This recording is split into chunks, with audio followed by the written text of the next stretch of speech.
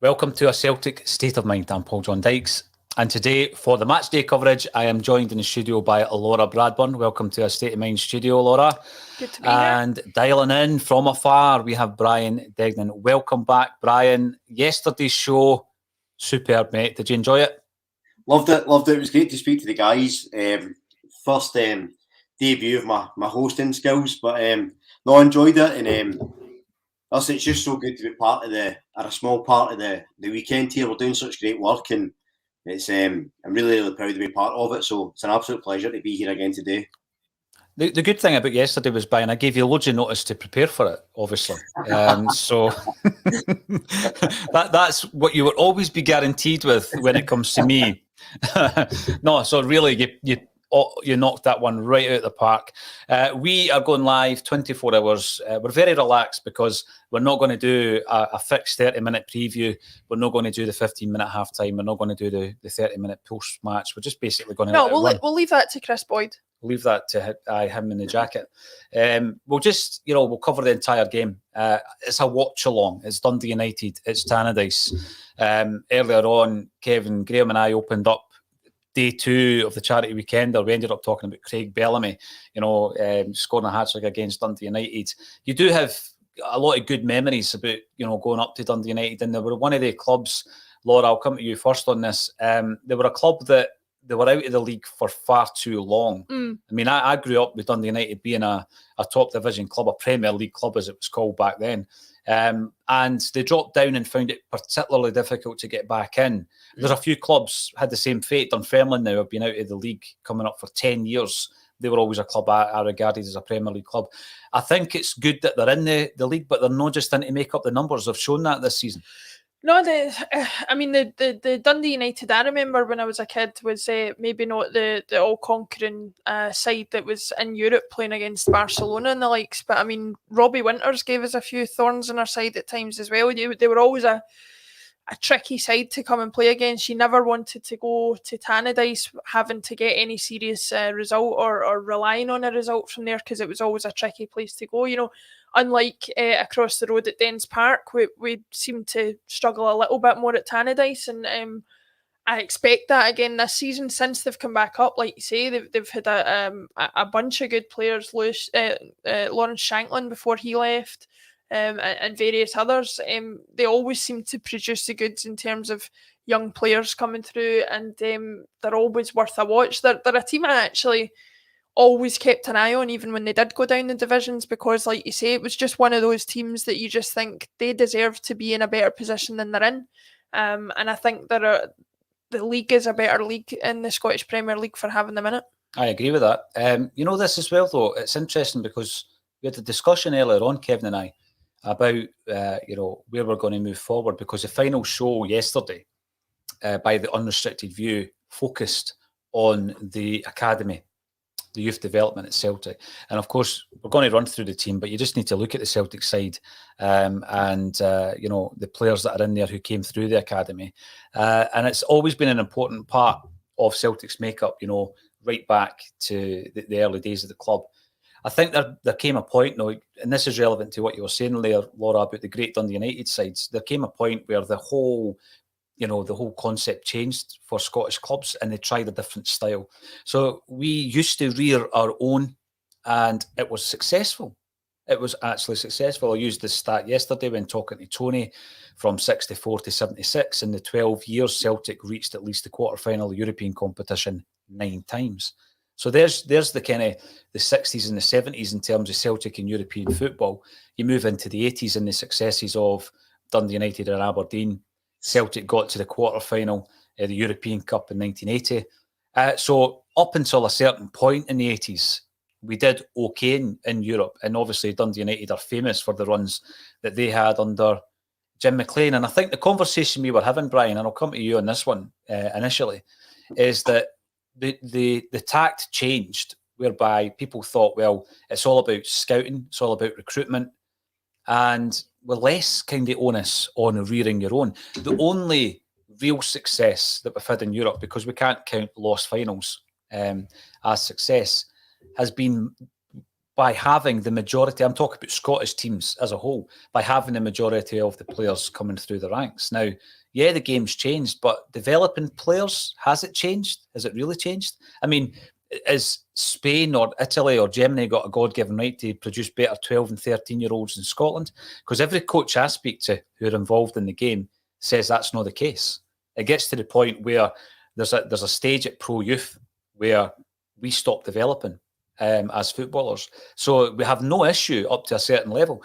And again, that ties into all these young players, Brian, who have left Celtic for pastures new before kicking a ball for Celtic. And my biggest concern is Rocco Vata being the next one in that long line. So will it be a case that if someone was to focus mainly on rearing their youth, and it's a long-term project, of course, that's about the only way we can make inroads into Europe? Yes and no. So I think the point about youth development in Scotland is wider than just Celtic, because there's this real cultural, problem, I think, in a lot of times with youth development, and that the reason, a Scottish teenager isn't as good as a Dutch teenager isn't it genetically, despite what Gordon Strachan might have said. It's not about genetics. It's the fact that it's their culture of winning, their culture of playing, their culture of competing, the way they're taught. They're taught to pass the ball, don't worry about shape, just pass, get technique right, learn, don't worry about competition, just become a good player, focus on yourself, don't throw your arms up, shout at your teammates, don't blame other people. So these are the cultural things. Then there's the fact, young Scots tended to be a wee bit less professional in a lot of ways. I know it sounds bad to say, but they like a drink, they like a party, they like to carry on. And the reason when you look at Celtic, to touch on your other point about the amount of players that we've reared, that they went on to have really good careers elsewhere, there's very few that had a great career. They've had good careers at, St Johnstone, Motherwell, etc., places like that, but there's very few that have, Andy Robertson aside probably, that have really left and excelled. So I think it's a cultural thing as much as, what we're doing. In saying that, Celtic is a club we've spoken about before. We don't have a structure in place to have that long-term success or that long-term planning. I've said before, I think Celtic need to have a real identity about them, like the way Ange has just now. But if Ange leaves, that has to stay. That has to stay in place. And it has to stay in place for the under-6s, to the under-12s, to the under-18s, so on and so forth, so that these players can play a style of football that's not just Scottish football. It's no kick and rush. It's playing that sort of almost continental style and developing them through that and developing that attitude of professionalism. And if we can focus on that from, getting them in, it may take another 10 years before we get these players through, but if there's a long-term structure in place, we can make it happen. Problem is, in Scotland and at Celtic at the moment, there's no that structure in place. That's it. And there doesn't seem to be an appetite for it, Brian, because every time we talk about directors of football, people are thinking that we are focusing solely on Ange. Listen, in 3 years' time, Ange won't be the manager of Celtic. If you're going to go historically over the last 20 years with the tenure of managers at Celtic Football Club, generally that's going to be the case, successful or otherwise.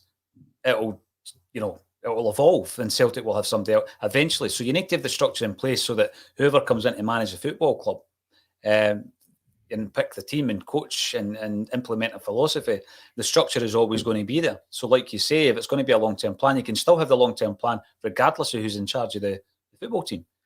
Because that long-term plan goes right into the whole structure, the age groups, right up to the first team. And I think that's the thing when we're talking about a director of football. It isn't necessarily, although it would assist Ange, it's not solely for the purpose of assisting Ange in the here and now. It's more to have a structure that in 5 and 10, 15 and 20 years, Celtic have that identity, Brian. So I think you're 100% right. Well, just a quick example for people that are, think we're overly obsessed with a director of football role. You imagine when Brendan Rodgers left, so 9 minutes 19, Brendan Rodgers Claxton. You imagine when he left, he took his whole team, right? Now imagine Celtic had the foresight to hire an equivalent team and a coach that played the same way to carry on the work he'd started. Then that coach leaves in 3 years, as you say, a new coach comes in. That's all we're talking about, is continuity. We did so much good work under Brendan, really, regardless of how he left. We were at a real standard. And then we got a manager like Neil Lennon, no disrespect to Lennon, but he came in, he's totally different way of coaching, motivating, training, his attitudes in nutrition. So then all that good work then stops and you start again. That goes wrong, bang, you start again. How can you ever evolve that way? If you're swimming upstream and you stop swimming, you're not going to go backwards. You're not going to keep going forwards. Mm-hmm. That's where we are. That's where we are right now. And it's really testament to Ange Postecoglou that he's got us to this stage. I was listening with interest. It was brilliant actually yesterday, Brian, because we heard loads of new voices, new opinions, new takes, new angles. It was really great because although we're involved with a Celtic state of mind, I simply don't have the time to listen to a lot of other Celtic podcasts. I just don't have the time to do it. It's not a disrespectful thing. I regard the quality of Celtic alternative media as being very high, but I just don't have the time to do it. So it was great for me yesterday to listen to all these different views. And the discussion at one point was around the fact that we're sitting here in December. Yeah, it's another must-win game. Every game seems to be a must-win game, but we're 4 points behind the league leaders. So we're better off than where we were last year. Even though we've got less points, we're better off in terms of the gap. We're still in Europe and we're in a cup final. And I think that, that is testament to the, the amazing work that Ange Postecoglou has done since he came in. I'm going to run through the team and we'll have a wee chat about some of the ins and outs here. Starting off with Joe Hart. Joe Hart is, I've said it, and I'll say it probably time and time again, before the end of the season, pound for pound, our best £1 million we've spent in a long time. Juranovic gets to play his preferred position at right back. Cameron Carter-Vicker comes back in to partner Starfelt. On the left-hand side, Taylor comes back into the side. We've got McGregor and Turnbull and Rogic as your trio in the midfield, with Forrest on the right and Johnston on the left, Kyogo up front. Obviously depleted with some of the injuries. So on the bench, we've got Bain, Scales, Beaton, Ayeti, Abada, McCarthy and Montgomery. So we spoke during the last week, since the game there on Thursday, Laura, we have spoken about some of the treatment. Now, I know that the injuries caused to the three players the other night against Hearts weren't directly caused by bad tackles, being impeded, etc. But the point I was making is that it seems as though you're getting a free hit at most Celtic players at the moment. Now, Tony Ralston, to use the first example, the right back, Tony Ralston gets a dull one within 2 minutes. Now, I think he's probably the least likely footballer in green and white hoops to go down unless he really has to. So you know that when he stays down, he's been hurt, right? Now, it doesn't stop his game, but it obviously affects him. So he's been hit. He was hit a second time whilst trying to take a shot. Eventually, he pulls up. And I think that muscle strains, and I was saying this to Jim on Friday, muscle strains can be a result of that. So you're relying on other parts of your body because you've got a dodgy left calf, but that might affect somewhere else on your right-hand side that you're using to compensate for it. And we've ended up with 3 muscle injuries, and the 3 players, Ralston, Welsh, and of course the brilliant Jota, are missing as a result of that. So I'm going to focus on that side of it before we talk about the changes. Where does it stop? Because again, since the Kyogo goal, we've been hearing from Scottish refereeing chiefs, which I find totally absurd when you look at some of the issues in terms of officiating in Scottish football. But Kyogo scores a goal, which you could argue until you're blue in the face as to whether or not it was a goal, right? But there's been other bigger issues in Scottish football that you would expect a chief of the officiating authority to come out and speak about. So I think there's a massive issue at this moment in time in relation to the protection of Celtic players and also the standard of refereeing, of course. Yeah, I mean, as I said in the post-match coverage the other night, nobody watching Celtic for the number of years that we sitting here and everybody watching this combined nobody's expecting Hearts to come out and give us an easy time of it physically, because they never have done and they never will do. What you are expecting is for a referee to not protect the players, but treat the game fairly and book the players when they deserve to be booked, send them off when they deserve to be sent off, and put in place disciplines and measures that make sure that if a player makes a bad challenge, they are appropriately punished for it so that it doesn't happen again. Because although you were saying, and fair enough, they were muscle strains to Welsh and Jota specifically, those muscle strains could have been born out of other things that happened earlier in the game, like you said. And so, there's no way to say for certain one way or another whether those injuries could have been prevented by a stronger refereeing performance. And I come down more on the side of what you said the other day as well, of like that I really don't believe in conspiracies. I don't believe that a referee goes out there to deliberately mishandle a match or treat a team worse than any other team. I might be naive in saying that, but I think that's the case. What I do believe, however, though, is that you can be such a poor standard of referee that you don't make correct decisions, either because of your lack of knowledge of the game, or your lack of knowledge of the rules, or your lack of knowledge to implement the rules on the game.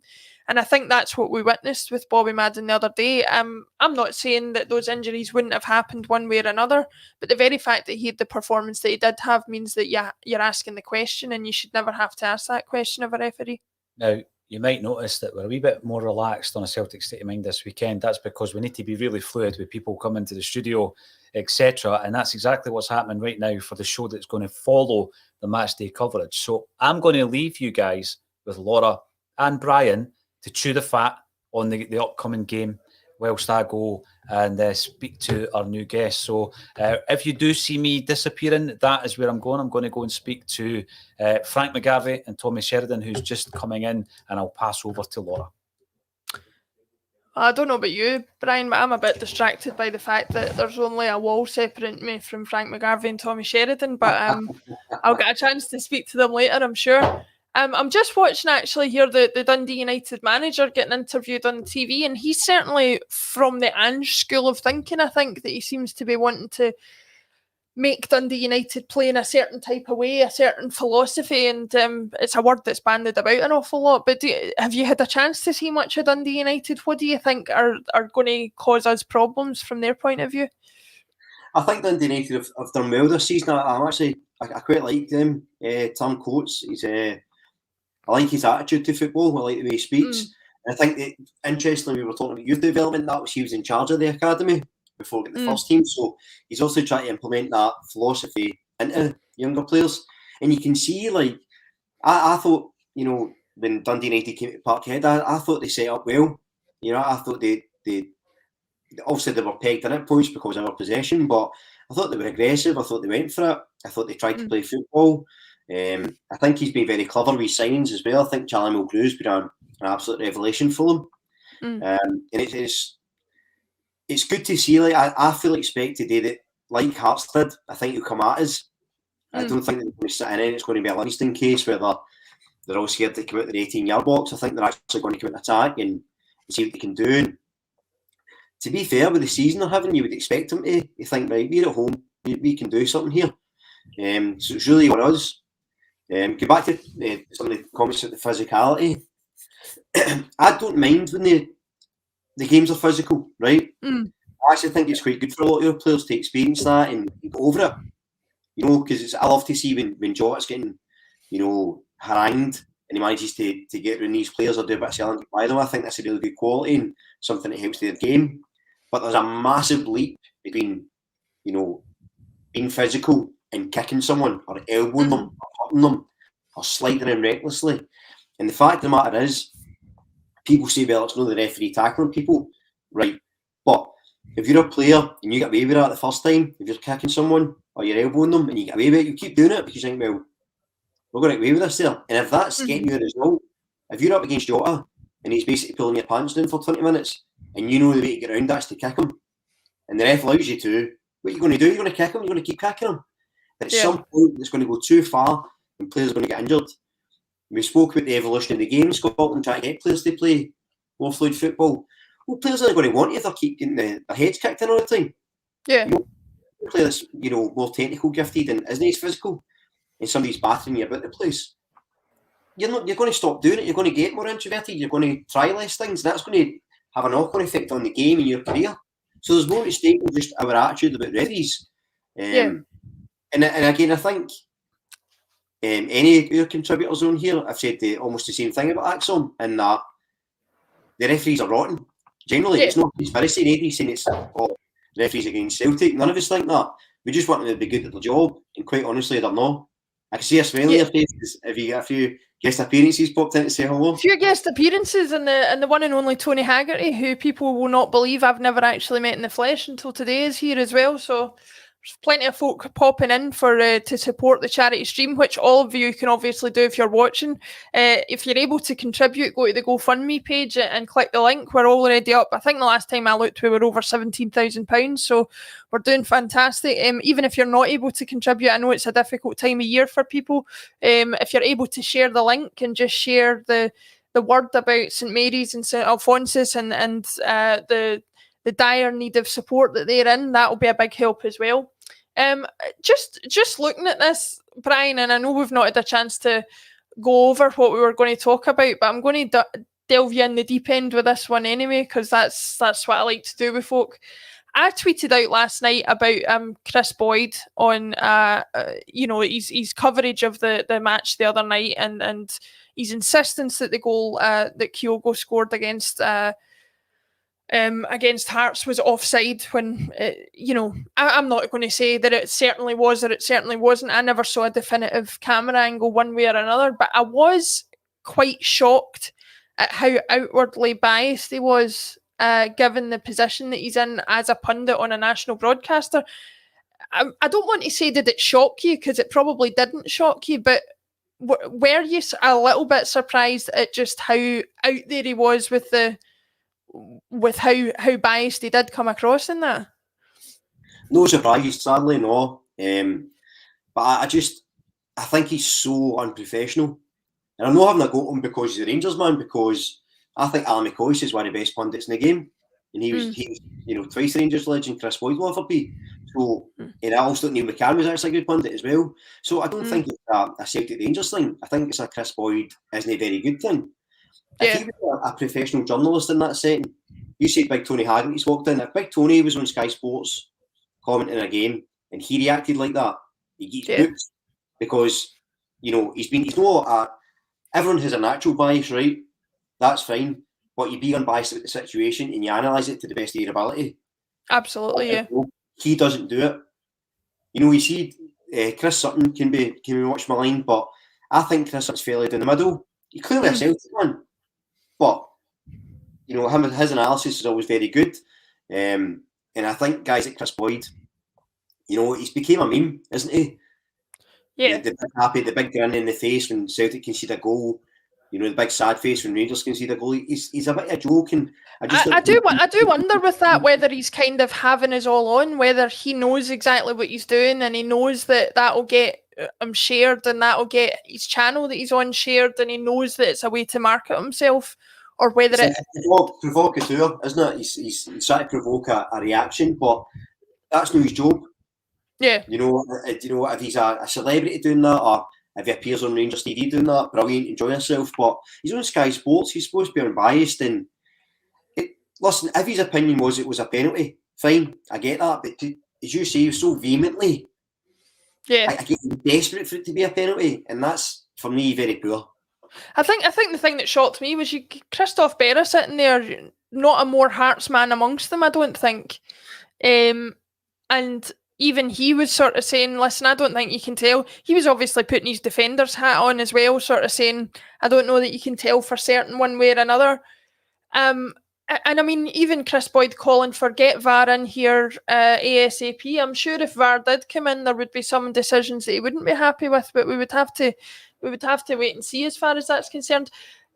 Back to Celtic, because obviously that's what we're here to talk about.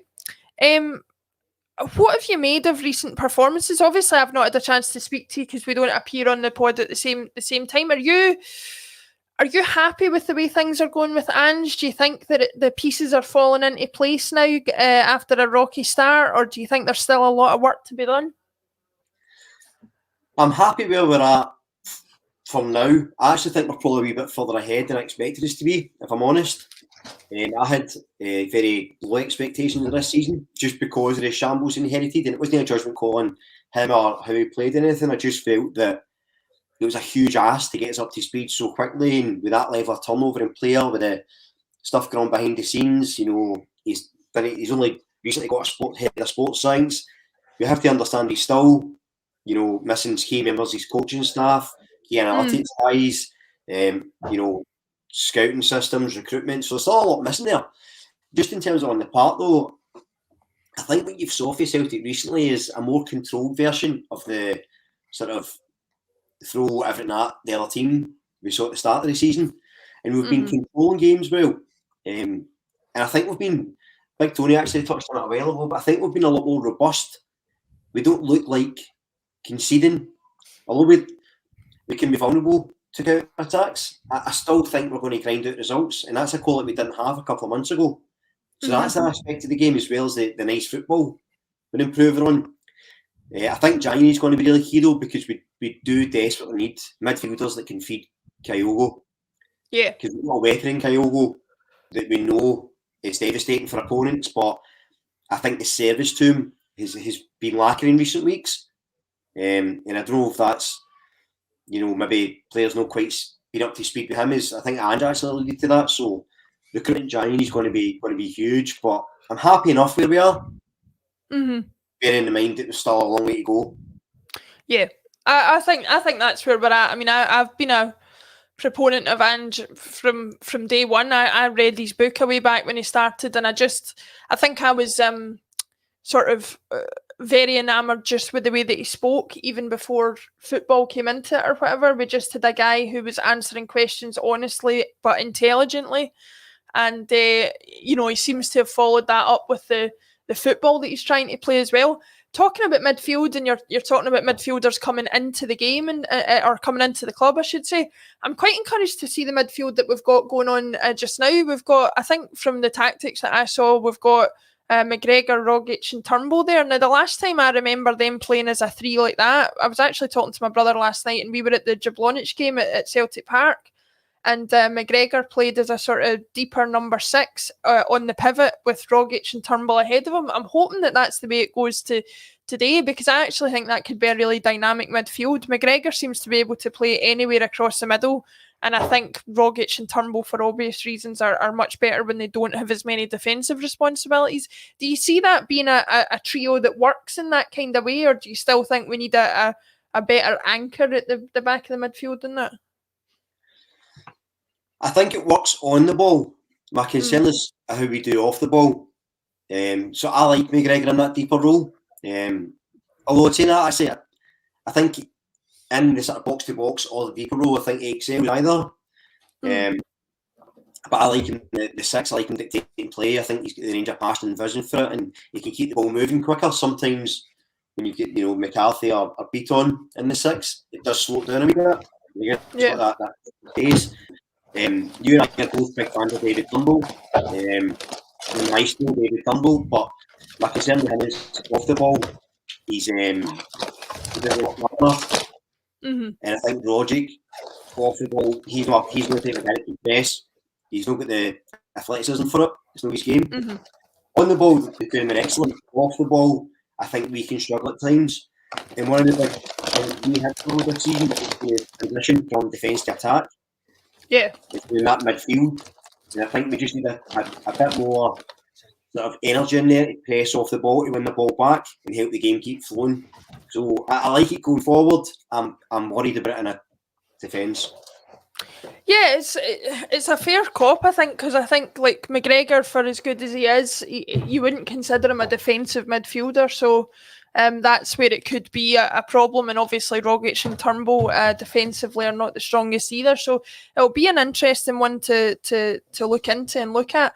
But looking further up the park as well, we've obviously got Mikey Johnson starting the game. Now, he came in for a lot of criticism, not least from myself the other night, for the way that he performed when he came on the park for Jota.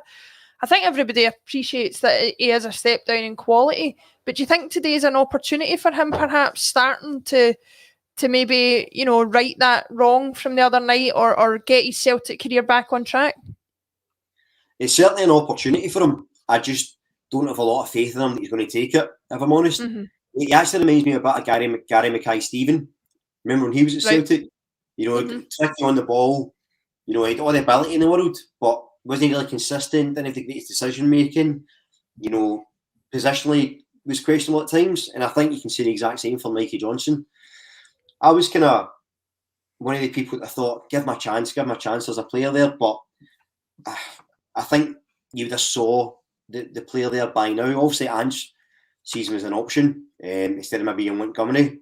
But I just think for me, he's a kind of strange player, Mikey Johnson, because, you know, Lawrence called it great last time we watched the game, and he's one with the defender. Obviously, he's running into the corner or zip by him, and he tries to cut an end to come on 1-on-1, and it's like, wait, it's just pure decision making, and I don't think you can really teach that. I think that's something that you make the decisions in those moments or you don't. So for me, I know I sound really negative about him. I hope he scores a hat trick today and shuts me up. You know, if anybody knows Michael Johnson wants to tell him there's some guy in a podcast talking rubbish about him, then do it and fire him up and get a couple of goals. I'm happy to prove wrong, but for me, he is a real concern for me in the team. I think the drop off in quality between him and Jota is vast. Yeah, I think it is vast, and I think he would admit that. Listen to me talking. I don't know poor Mikey from anybody, but you know, I'm going to speculate. That's what I'm here to do. I think what's unfair as far as my criticism of him has been, and I was really quite critical of him the other night, just because he really did stall the way we were trying to play, quite literally at times, with certain moves that were being had where the ball got to him, and like you say, his decision making wasn't great. He almost ran out of ideas while he was on the ball, and that never looks great, and quite often leads to a loss in possession. But I think possibly where he probably deserves a little bit more of a break is the scale of the injury that he had last season, and I think I've been thinking about that a lot more as the game has as the weekend has gone on, just sort of going, well, we're giving James Forrest a decent chance to get him back up to fitness, and we're giving him a lot of breaks because of the injury that he's had. But so surely Mikey Johnson deserves the same. Now, the counter argument to that being, obviously Mikey Johnson hasn't achieved in a Celtic shirt what James Forrest has, but you know, we'll wait and see. I'm like you. I'm never too proud to be proved wrong as far as Celtic players are concerned. If they want to come out and score a hat trick and sort of prove me wrong, then that's absolutely great. Tony Haggerty has joined us from the ether. Tony, I don't know if there's headphones around if you want to put them in to hear Brian, or there might be some lying on the desk there. So yes, we'll get to Tony once he can hear what Brian's saying. Or Tony, I don't know if you just want to blabber on anyway and see what happens. Morning world, can you hear me? Morning, Brian. Ground control to Major Brian. We'll talk about substitutions there, Tony. And what a substitution that is. You know, balls yeah, I don't know how the world will look at that. You know, that could be like the only an excuse saying that's like Stevie Archibald replacing Kenny Dalglish, you know, something like that. I've got to say, Tony and I are just in shock at the moment that we've both realised each other has legs. It's crazy. I mean, we've only ever seen each other on a virtual screen. Same with you, Brian, I'm sure, but we'll get to meet each other in the flesh as time goes on. But before we get to that, Tony, we're not long away from kick-off now. What are your thoughts on the game today? I was talking to Brian earlier about the Dundee United manager and the philosophy that he wants to play with. Do you see them causing us any problems today? Oh yeah, I was quite impressed with United when they came to Celtic Park. And I don't know if you've spoken about this already, but I think, and I remember Brian saying as well, that Dundee United actually came out to play that day, didn't they? To play a game of football, and took probably a deserved point, although Jota would dispute that, having hit the woodwork 3 times. You know, was for the lack of trying, but I felt they kind of merited their point that day at Celtic Park because of the way they approached the match. They came to play, they didn't sit in, you know, and they scored the equalising goal, and they deserved it. It was a cracking goal as well, actually, if I remember right. And I'm all for teams coming out to play and having a go. And I think if they did that at Celtic Park, then I'm fully expecting them to do the same here. And bearing in mind, Tam Coates, who I've been very impressed with, he'll know that Celtic are lacking in personnel. It's not the strongest team that they put out, as you can see. And you were talking there about Johnston, and I think a lot of people got my thoughts on Johnston on Friday, so they don't need to know anymore. Listen, it's a chance for the youngster to make it, well, say youngster, but to make his mark, as you said there, just prior to becoming on air. He really has a chance, and this is a chance that he really needs to grasp. Yeah. If he really is going to be a player that you can rely on moving forward. But in answer to your original question, Dundee United have got every chance today, haven't they? I would say so. I think certainly with it being an away match as well, that we're in a position where we do really need to work hard to get victory at this. And that brings me on to another point, Brian, that I was going to make. I was actually looking, I don't know if you believe this, but I was actually doing some research last night before this game. And here I'm about to say something. School swap, Brian, homework. Well, you know, I'm about to say something here, and it probably will show me up because I'll get it wrong or something like that. But I believe it was at Tannadice last season we drew 0-0, and that's what handed Rangers the title. Is that right, Tony? That'll be right, yeah. Yes. So what I was going to ask, Brian, was this. That was a game that I remember us struggling to go over the line with. We just struggled to make opportunities. We struggled to get chances and to get goals. That's something we're not really struggling as much with this season. We seem to be taking games by the scruff of the neck a bit more. Do you think today's performance perhaps could be a good barometer of where we've come since the end of last season? Yes and no. I mean, I think we already look a million miles away from the team that played last season, to be honest. But we still look a million miles away from being the team we need to be moving forward. Yeah. So we're sort of middle of the road. That game was so turgid. That was John Lennody's risk-averse footballing masterclass, wasn't it? Yes.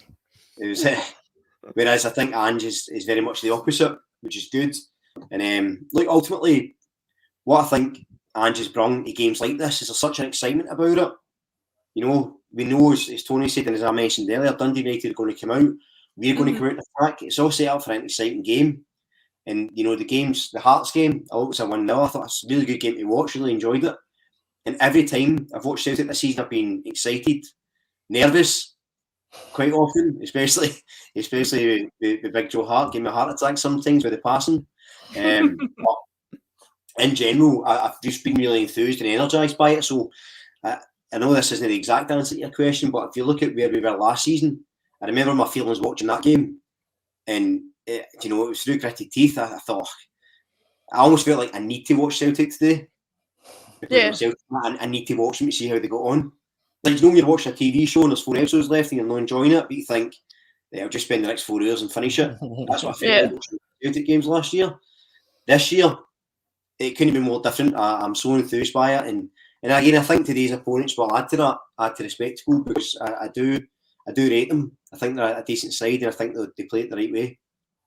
In my head, Laura, if we're a million miles away from last season, but a million miles from where we want to be, in my head, I'm singing "I Walk 2 Million Miles" for one of your goals. I walk 2 million miles. Celtic, is that's what I'm thinking. I'm always thinking. I'm always thinking in headlines. Oh well, they call him the wordsmith, Brian, but he's obviously quick with the numbers as well. You know. Let me know, Tony. I'm going to pass that on to you as well. What Brian said there, it's an interesting point, because I think you know what it's like appearing on the podcast. Brian knows what it's like. You sometimes get a bit of stick because you're seen as being critical of the team, but actually, you know, we're here to analyse the game. We're here to pick it to bits, even when in normal circumstances we maybe wouldn't do that. Do you think, even as critical as we have been at some points this season, do you feel it is a more enjoyable team to watch, a more entertaining team to watch than it was last season, or is it just a case of that anything compared to last season was going to be better? It's more enjoyable because you're winning. But you're actually looking week by week, and you're actually seeing a style and a philosophy coming to fruition. You know, there's been building blocks there. You know, football's always enjoyable when you're winning. But when you're winning with sometimes a bit of style, and as Brian says it, you're excited to watch Celtic now. I think last season was just the biggest train wreck ever, really, wasn't it? Yeah. And it wasn't enjoyable watching it, and it was hard for the likes of ourselves to come on a pod and be anything other than critical and negative, because you had nothing to be positive about. And so that kind of manifested itself. And I spoke about it last season, that Celtic fan cannibalism, where you weren't allowed to say anything because people were, jumping on top of you. The Celtic fans were eating each other. It's a wee bit more cordial and a bit friendlier this season. Yeah. Hey ho, because we're winning. We now have a manager that we like and we trust. We like his public utterances. We think he's a brilliant orator. And he said from day one he will back the players to the hilt. And he... Hang on, Tony, the boss man's just come into the room, so we better get back to saying what he told us to say. That's right. I'm just correcting that. Okay. Tip picks. We'll erase that from the minutes of the meeting forthwith, if that's what they kind of say in these council meetings. I think, I don't know. But yeah, Brian's right. There's a lot to be excited about. You don't know what's going to happen today, but you're excited. Yeah. And we keep getting back to this. At this moment in time, with the personnel that's missing, you're taking substance over style. Mm-hmm. You just need to win. You need to keep winning until January, till we get the reinforcements in, and then the new bit of the million miles where we want to be begins again, right? Well, a lot of you guys spoke about it being a 3 or 4 window operation, this kind of work in progress, but we're progressing probably a lot faster than the manager thought. Mm-hmm. And at the point where we look across the other side of the city at Rangers and you think they're catchable. Yeah. This title is doable, and it's like everything else. It's the hope that kills you at times, isn't it? But I think we're ticking along nicely. As long as we can stay 4 behind and maybe try and eat into that, and then you get to the 2nd of January and that becomes a big, that could be the pivotal point in the season. The same way as I've kind of compared it to the 98 season when Celtic won the New Year derby when Burley and Lambert scored. Yeah. And it was a big, massive momentum swinger, that. And I just think that a similar thing could happen, obviously, with a new manager and then a lot of new players. They were bedding in. And by that point, they thought, yep, we could go on and do this. And I think there's a similar kind of mindset there, possible. So, but it's all about just winning the games just now. Yeah. If we play well, great. If we don't, but scrape it, or like the other night, we win. I thought, like Brian said, I thought we were quite comfortable the other night. Yeah. I'm just distracted listening to Tony there, because Ange is on the screen as we speak, and if my face could be one of the emojis with the love heart eyes, it would be right now. I can see that, Brian. I can see it from here. He's not even listening to me, you know what I mean? It's like that. Deaf ear. Well, he's. I'll tell you something. Having spent a couple of minutes within his aura the other night, I have to say he's as intimidating and as intelligent as you would expect. I saw that interview he did with a BBC reporter the other night where she suggested, probably through no fault of her own, that Robbie Nielsen's comments about the referee having won them the match, and I think his comment was, well, if he did win the match, he'd have 3 points and he'd still be bottom of the table. So that was pretty quality. Did you know Laura interviewed Postecoglou, Brian? Did you hear that? Yeah. To be fair, what an excellent job you've done, Laura. I think so many outlets picked up on it. It's absolutely brilliant. But I don't blame you for being giddy about it, because I can only imagine how I would be as well. The big one, he's just got that aura about him. He's got such a real presence that I can imagine everyone just sitting in their hands listening. And he's got that nice way, because he's not, doesn't he? I don't think he's ever cruel with journalists. No. I don't think he's ever, unnecessarily snarky or snipey. Mm-hmm. But I think he's got a very good way of kind of putting it in a place, letting them know this is what's happening and moving on accordingly. And so I don't blame you for your love heart eyes. I get even Jota. My missus keeps giving me grief. She thinks most talking about Jota and his lovely hair. She's like, I always do my homework and studying when I'm going to sit in front of Ange, Brian, you know what I mean? Because don't want the 1,000-yard stare for being stupid. And it's kind of in my DNA to be kind of stupid sometimes, so I I try and avoid that in front of Ange. I have to admit, Brian, I'm sitting here kind of red-faced as I talk to you because I have been going about the 2 interviews I've done in my life, which is Lila Bada and Ange Postecoglou, sitting across the table from a man who's probably done 200,000 of them or something like that and has every name in his phone book. So if I never get to do another one again, I'll keep talking about Laura, it still doesn't stop me from being stupid in front of them, though. You know, and asking silly questions and getting silly answers. And, you know, it's you're in a bubble world when you football journalism. I said yesterday, it's a privileged and honoured position, and you never lose sight of that. And you always keep your feet on the floor. But even I have giddy moments when I'm talking to people, but your professionalism kicks in. Your story in your book about Diego was unbelievable. You walk away and you're just like, oh man, you know, and it's and I think that, see, if you don't ever feel like that talking to any kind of football person, then you don't love football. So that's the way I've always approached it. But you have to try and keep a lid in it. But there's plenty of times I've been trying to go, I'm sorry. Your insides are saying that, and then you're going, yeah, and can you tell me about this? But you're exactly. You know, so, and I think that's natural, and especially when it's maybe someone of a Celtic connection. Yeah. Well, I don't know if you know this about me, but I'm not as good at that. I'm not as good at hiding my emotions from my face, but I do try. Brian, just as everybody will know, watching the stream, you know, we usually let people go and watch the match because we're on the charity stream. We're raising money for charity, which, by the way, guys, you can do by going to the GoFundMe link that Paul shared on Twitter. We're going to be sticking with people throughout the match. But before we get to the match, I just wanted to ask your opinion, Brian, on, we've got Sean Maloney sitting there, who had 2 spells at Celtic, obviously. Divides opinion a bit, I think, in terms of what impact he had at Celtic. But I believe he was player of the season at least once. So I think he probably had a better impact at the club than he's given credit for. What are your thoughts looking back on Sean Maloney as a player? Do you remember him having much impact, or is he a player that's kind of a footnote in Celtic history for you? I think he almost had a bit of the James Forrest about him, in that he was he went about his business. He wasn't a huge talker. You know, he wasn't this flamboyant, badge kissing. You know, he was never controversial. So he sometimes went under the radar a bit. When Maloney was at his pomp under Gordon Strachan, that was one of my favourite periods of watching football under Gordon Strachan. And I remember actually against Dundee United when we'd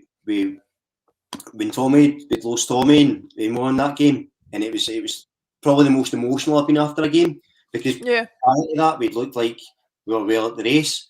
And I remember Sean Maloney being such an integral part of that, and I always felt he had a bit of magic about him. Mm-hmm. I remember Gordon Strachan saying that he only signed him because he was the same height as him. And obviously that was great to see. But just while we're saying that, that was I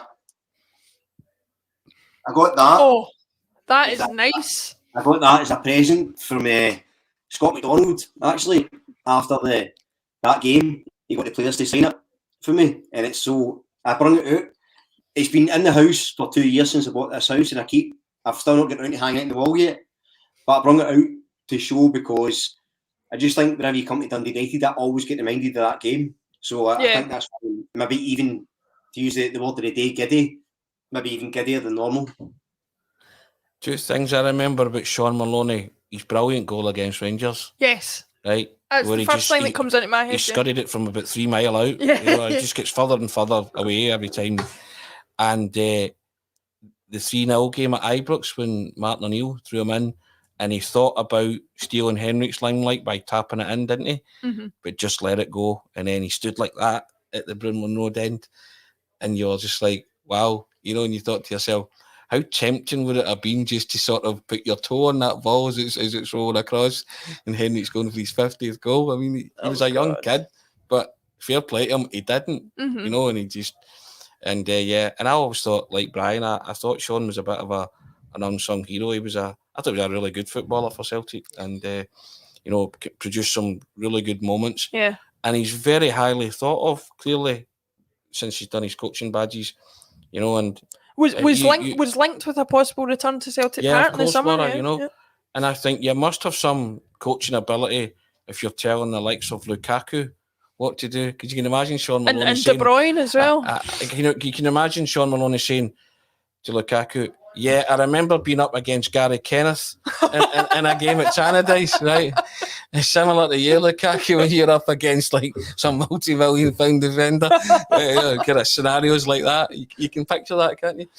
But I'm being flippant, of course, but he clearly has something coaching-wise and fair play and good luck to him. And I think that all Celtic supporters, guys like Sean Maloney will always be welcomed back into the fold because they remember all the good things that they did for the club. Yeah, no, 100%. I've got actually a picture of myself outside Celtic Park as I used to do when I was a lot younger, with a young Sean Maloney and an even younger John Kennedy. Wonder whatever happened to him. But there we go. The game has now kicked off at Tannadice.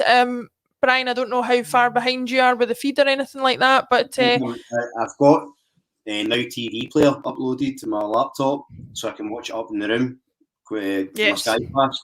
And it's atrocious because they've not actually kicked off yet. They've just took the knee. Yeah, well, there we go. Which is killing me.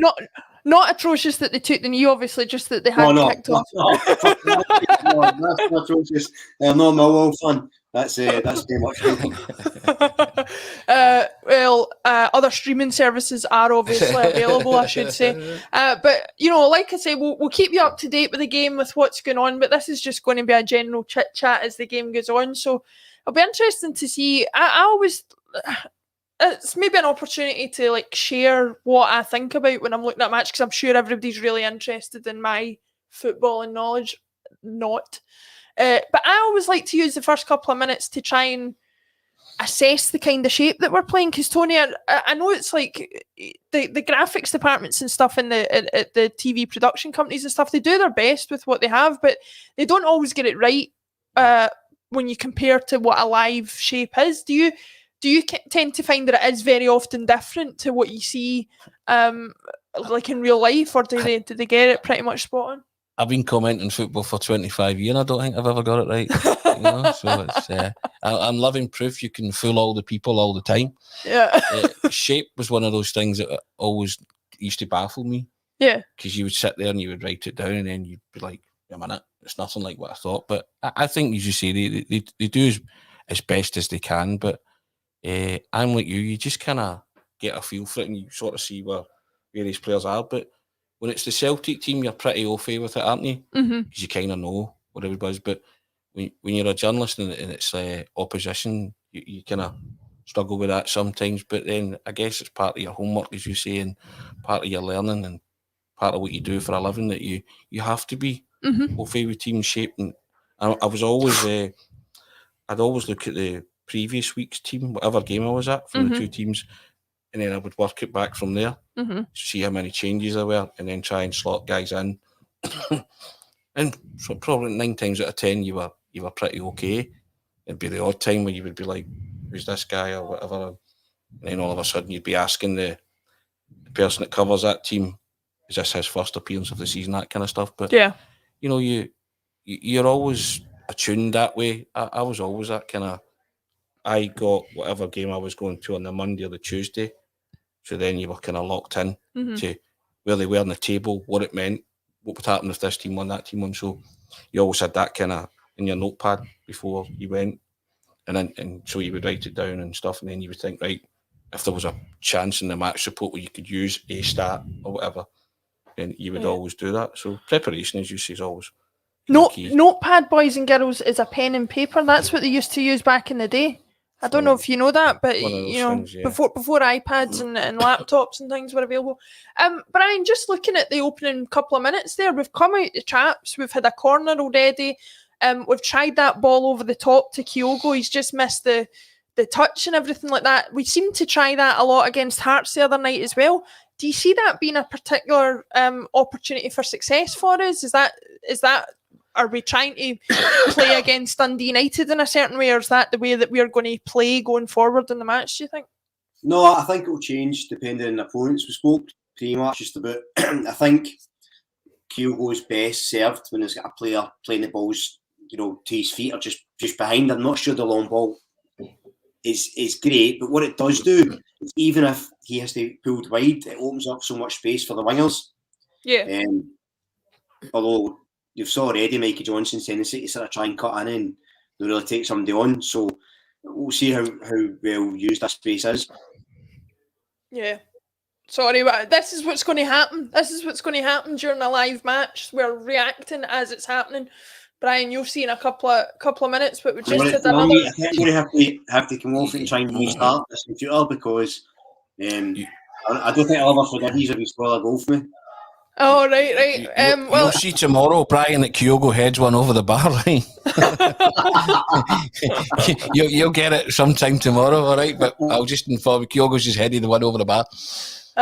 Well, you're welcome to stay, Brian. Obviously, if you want to drop out and restart, then let us know and we can get you back in. But we'll keep going regardless because, as everybody remembers, we are in the middle of our second of 12 hours of a full 24 hours over this charity weekend. We're raising money for St Mary's and St Alphonsus. If you haven't had a chance yet, go and click on the GoFundMe link that's on Paul John and on the ACSOM's Twitter page. You can have a look. I think the feed in the other room's even ahead of ours. So behind, I think. Oh, behind? Oh, well, I don't know what's going on. But yeah, for the charity weekend, you can have a look at the link. You can see the causes that we're raising money for. Last time I looked, we were over 17,000. I'm hoping we're far ahead of that, but we'll get an update on that as soon as we can. And even if you're not able to contribute, then just share it on social media. Get involved in the live stream, in the chat, as many of you are. Unfortunately, I'm sitting too far away from the chat to read them out just now, but I can see them scrolling through, and I really appreciate everybody being here, whether it's on Facebook, YouTube, wherever you are watching. Tony,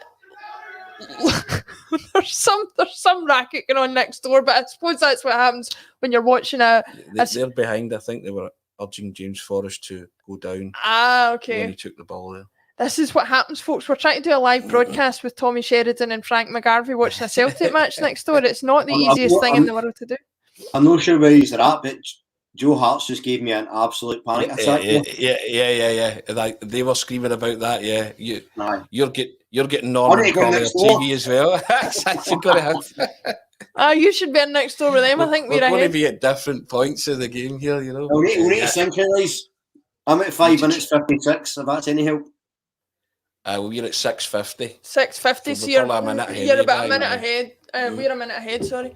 But no, Tony, this is an interesting game so far. It started in the same kind of frantic way that the game against Hearts did the other night. Yeah. It seems to be the way that we want to go out in games, isn't it? We want to bombard them, we want to bamboozle them, try and get an early lead and kind of leave them a little bit punch drunk for the rest of the game. I think that's his MO, isn't it? That flying out the traps to try and get that early goal, because as a lot of people have commented, a lot of fans noticed that when they get an early goal, they seem to relax on it, don't they? Mm-hmm. And the rest kind of flows. And then sometimes when it doesn't come, there's an edginess about stuff. And I felt the other night, as much as Celtic only had a slender lead, I thought the anxiety was being transmitted from the supporters more than anything else. You know, it reminded me of that 98 season where every misplaced pass was, Brian was talking, heart attack stuff, that kind of, and players can feel that sometimes, but I genuinely thought Celtic were really comfortable that night. I never thought at any time Hearts would score. And I was quite happy with their game management of the situation, and delighted with the way Starfelt came back in, delighted with the way Rogic came back in. You know, so I apart from Kingsley's header, where it was a free header and he missed, I genuinely wasn't. I mean, Joe Hart never had a safety make. Ange was quite, at pains to point that out as well in his aftermatch stuff. So, a lot of people were, it was nervy, it was this, it was that. But I thought the fans were making it probably more fraught and nervy. And they created chances for a second goal. On you go, Brian. No, I was going to say, I actually agree. I thought we controlled it fairly well. And we were up against a decent side. Even Hearts on the mugs. It's a really good season. We need to remember that as well. And we need to remember that as well. And I think we did control. One of the things you mentioned there, Tony, was Starfelt. So I've not been a big fan of his since he came in. I think he looks kind of clumsy in possession. I keep arguing with people online that Welsh isn't any different. I think they're similar quality. But I've got to say, I was the way he slotted back in, he sort of picked straight up from where he left off. He had been improving, so was actually quite good to see him coming in, because you worry was he was going to set himself back again. And that sort of nervous, kind of awkward looking on the ball. But actually, he was quite. I thought he done pretty well and started today. It was funny, Brian, because I used a word that you used in the group chat to describe him when he's man by mans. We both said he looks ungainly. And he does at times, right? And with a ball at his feet. But I thought the other night, I don't know what happened. Again, I'm going back to the manager just doing the Jedi mind tricking people, you know what I mean? You're a player, you're a player, you're a player. And he looked certainly a lot more solid and a lot more comfortable. And I was really happy with him, because I was a wee bit worried when he was kind of brought back in. I thought, oh no, how's he going to react? But he was terrific. And I genuinely believe that was by far and away his best game in a Celtic jersey. And at one point, Halkett should have been booked for wrestling him to the deck, yet he still won the header. Yeah. And it's right in front of the ref. I mean, the guy's manhandled him to the floor, and he still, there was no punishment. Yet Starfelt was intent on winning the ball rather than getting involved, which he so easily could have. So I was delighted with the way his application and his attitude and his effort. I've got to say, I totally agree. I think he was. I've been a well-known critic of Starfelt. Sometimes I think I've been a little bit unfairly tagged as being one of his biggest critics, but I think there's been plenty there to criticise before. But I actually think, and I said it in the match coverage the other night, I think his injury came about at a particularly unfortunate time for him. There's never a good time to get an injury, but it just seemed to come at the time where he was settling into the team, getting used to the way that we were playing. And I think he would be so much more comfortable by now if he hadn't had that break in play. With the injury that he had, but he seems to have come back and slotted in quite well. Cameron Carter-Vickers, we've obviously got back in defence because he was missing against Hearts on Thursday due to a personal issue. So we're slowly getting there in terms of getting back to what you would consider as full strength a squad as we can have. We saw Karamoko is back in training now as well. He's a player I think that we had hoped to see an awful lot more of this season than we have because of the injury. Brian, I'll throw that one to you, given that the fact that he's come up in conversation. Assuming we get Karamoko back by, say, New Year, and that's not knowing anything about timelines for his injury or anything like that. But do you think he can figure in the team, given that, he usually plays on the right-hand side? We've got Forrest, we've got Abada, we've got others that could potentially play out there. Is there a role for Karamoko at Celtic, or do you think that it's just a matter of time before he heads for the exit door? If I'm honest, I think he's probably a matter of time before he's away. I think if he was going to make an impact, he'd have made it.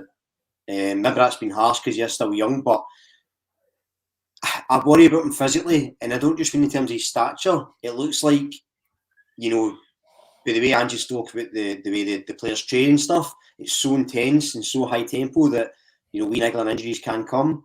If you've got a player there that has had quite a lot of injuries and is a wee bit fragile, that's going to be a concern. So I'm not 100% sure. I just wanted to say a few minutes ago, I didn't want to interrupt you, but we talked before the game about the similarities in terms of footballing approach between Tam Coates and Big Ange. And I think it's a really good move playing it for the back. Charlie Mulgrew started it off, and a few intricate passes, and nearly cut us open. So again, we touched with it, but you can see it in practice here. A decent side, it's a good game so far. Yeah, I've just realised what I'm doing to you though, Brian, is I'm making sure that the chance that's on the screen goes before I come and ask you a question, and then realising that I'm asking you the question and getting you to answer right in the middle of it. So we're getting all your reactions as you're trying to talk. But I'm a bit jumpy. I'm a wee bit of a kind of jumpy during the game. So jumpy spectator, Brian, is that what you're saying now? Yes, jumpy spectator, aye. Been called worse. It's that brilliant question that journalists ask players, right, if they're injured or they're being sent off and suspended, and I've never met a player yet, say, what do you like as a spectator? Not one player has gone like that. I love it. I love sitting in the stand watching my team play when I can actually be on the park, producing. But journalists still ask it. And it's just like, why? I mean, no footballer's ever going to say, I don't mind no playing. It's just like, it's a silly question in my eyes, But this was something I wanted to ask you as a journalist, and feel free to answer it or not, but we've got you here and we'll ask you. and I think I know the answer to this question, which is kind of why I'm asking it. Is there a situation where you ask a certain question kind of knowing what the answer's going to be because you think this will give me something to write about, this will give me content or whatever? Listen, there's many journalists speaking headlines. Is that the best goal you've ever scored? Say that was the best goal you've ever scored because we've got a headline, the best goal I've ever scored, ready to rock, right? Yeah. Loaded questions are called, and yeah. And players aren't that. I'm always of the opinion, right? Players are adults. They can choose to answer a question whichever way they see fit, right? Angie's an adult and chooses to answer whatever questions way. Lots of people are honest. Neil Lennon was very honest. Gave you a straight answer to a straight question. But he knew a loaded question when he heard one, so, and, I think that's when you get the mate treatment from Ange as well. Correct, aye. So that it's like everything else. A manager comes in and his team have been cuffed 5-1.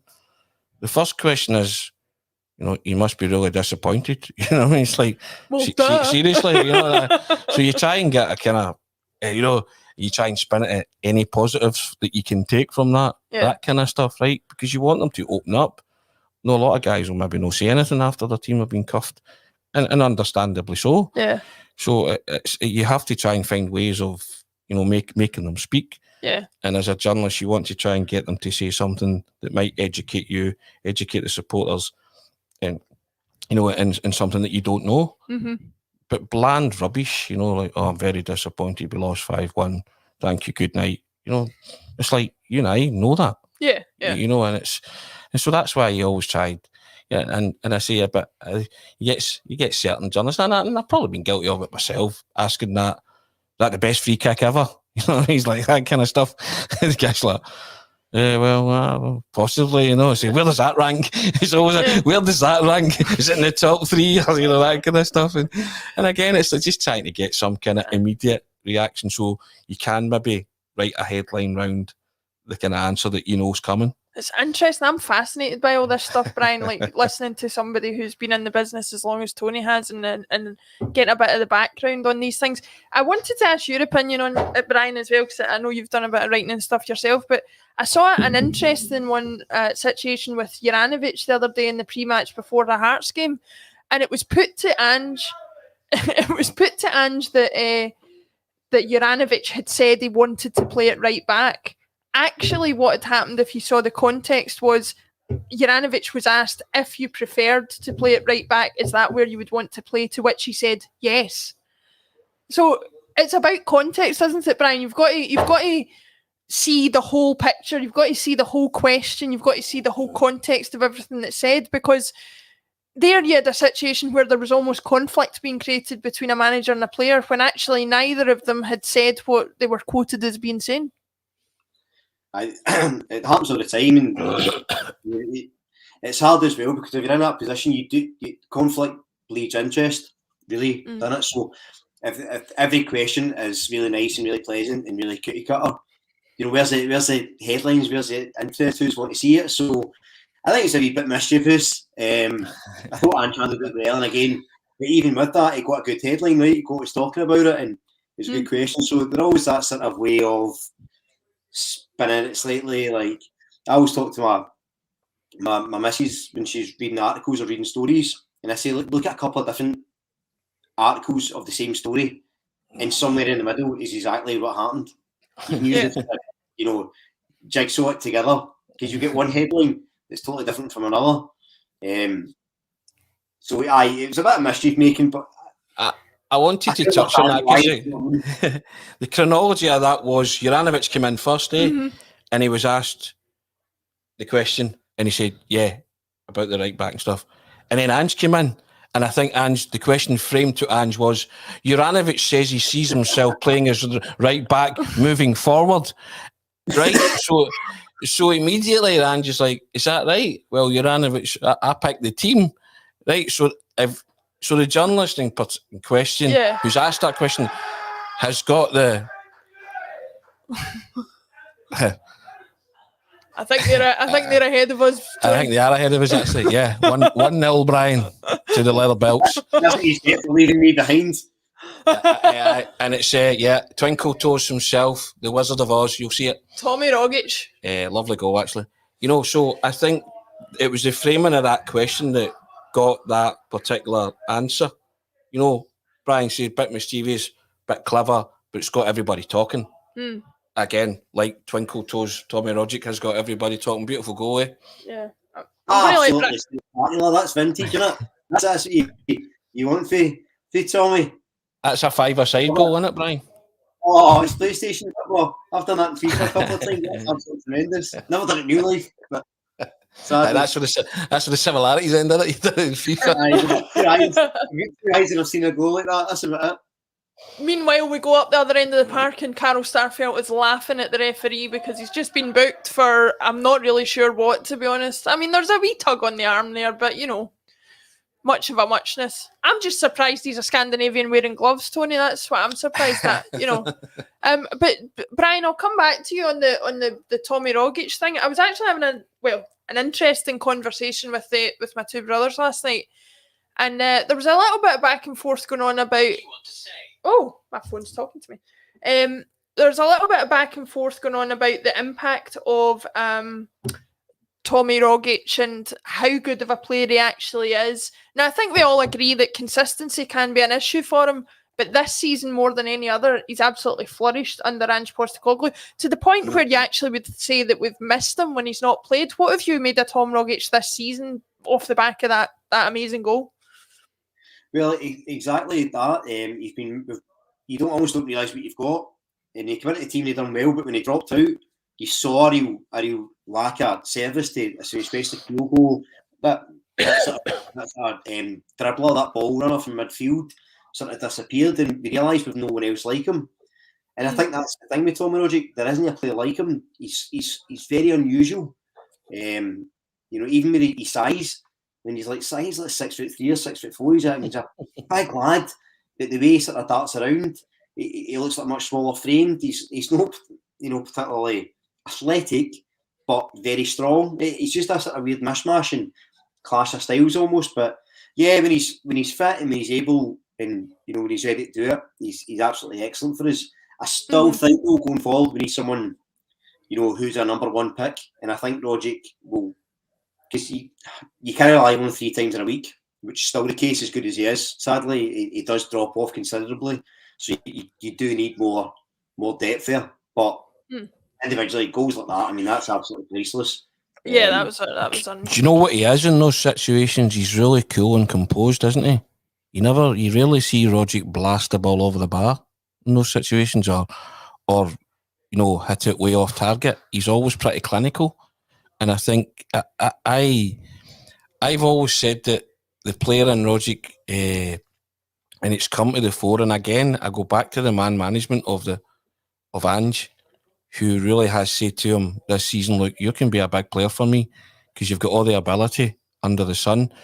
And I believe that I'd said before, handball, that you could compile a DVD of Rogic's greatest goals, but maybe not his greatest games, but you can certainly do it this season because in every game he's making vital contributions and he's not only scoring, he has been that midfield player that Ange has clearly got in his head and say, look, you can be a dominant force in this team. You know, you can be a really, really good player and a vital cog in my machine, which maybe under other managers he wasn't allowed to be, or I don't know, because he kept getting a hook after an hour and things like that, you know. See, on that, talking about how other managers viewed him, one of the things I thought was really interesting, Postecoglou spoke about was the fact he's really quite introverted and he you know, he beats himself up a lot and he's constantly during games. And actually, you know, when you look sometimes and you see the head down, you think he's getting himself a real hard time there. And actually, you know, having a manager in that gives you that confidence, maybe that's the difference in him. Maybe it's never been as much a physical thing. Maybe it's that mental side. And I think that's a key indicator in a good manager. Aussies are usually, you know, gregarious by nature. Tom Rogic isn't. Even when you sit down and you interview him, he's that kind of. He's got a lot of humility, and as you say, Brian, he's pretty. You know, sometimes his body language would indicate that he maybe doesn't want to be there, and that's fair enough. Not everybody can be all singing, all laughing, all dancing, but I think there's a big part of the Ange Jedi mind trick with Tom Rogic telling him if you don't play, we don't play. You know, and it's all that kind of psychology of man management. And I think he really has got into his head, because Tom Rogic this season is having his best season of his Celtic career, in my opinion. I'll leave others to comment on that, but I get that you have isolated moments of brilliance throughout his career, but this season, in terms of consistency, Tom Rogic is the player that I've always thought existed and has now come to the fore. And I'm enjoying it. That goal that he scored there, actually, not in terms of position or anything like that, but the style of it kind of reminded me of the goal against Aberdeen in the treble cup final. That kind of way of, like, if he wants to, he can just rip a team apart on his own. Cool under pressure, Laura, cool under pressure, even when the ball was slightly out of his control at points and stuff like that. He was never snatching at it. He was always, you know, calm. Yes. McCourt-esque in its delivery. I would say so. Paddy McCourt-esque. Another thing I wanted to ask you, right, guys, because I've not had a chance to have an in-depth conversation, but we're here to sort out the important stuff. Okay. That handball at the edge of the box, Mikey Johnston went and took the free kick afterwards. Yeah. I saw a Dundee United player lying down behind the wall. Now, this seems to have been a fad that has come to the fore, maybe part of last season, certainly this season anyway.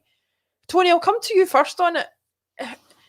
I can't decide whether it's one of those things where I'm like, I can't believe we never did it before, or whether it's one of the things that's like, oh, it's a fad and there's no point in it.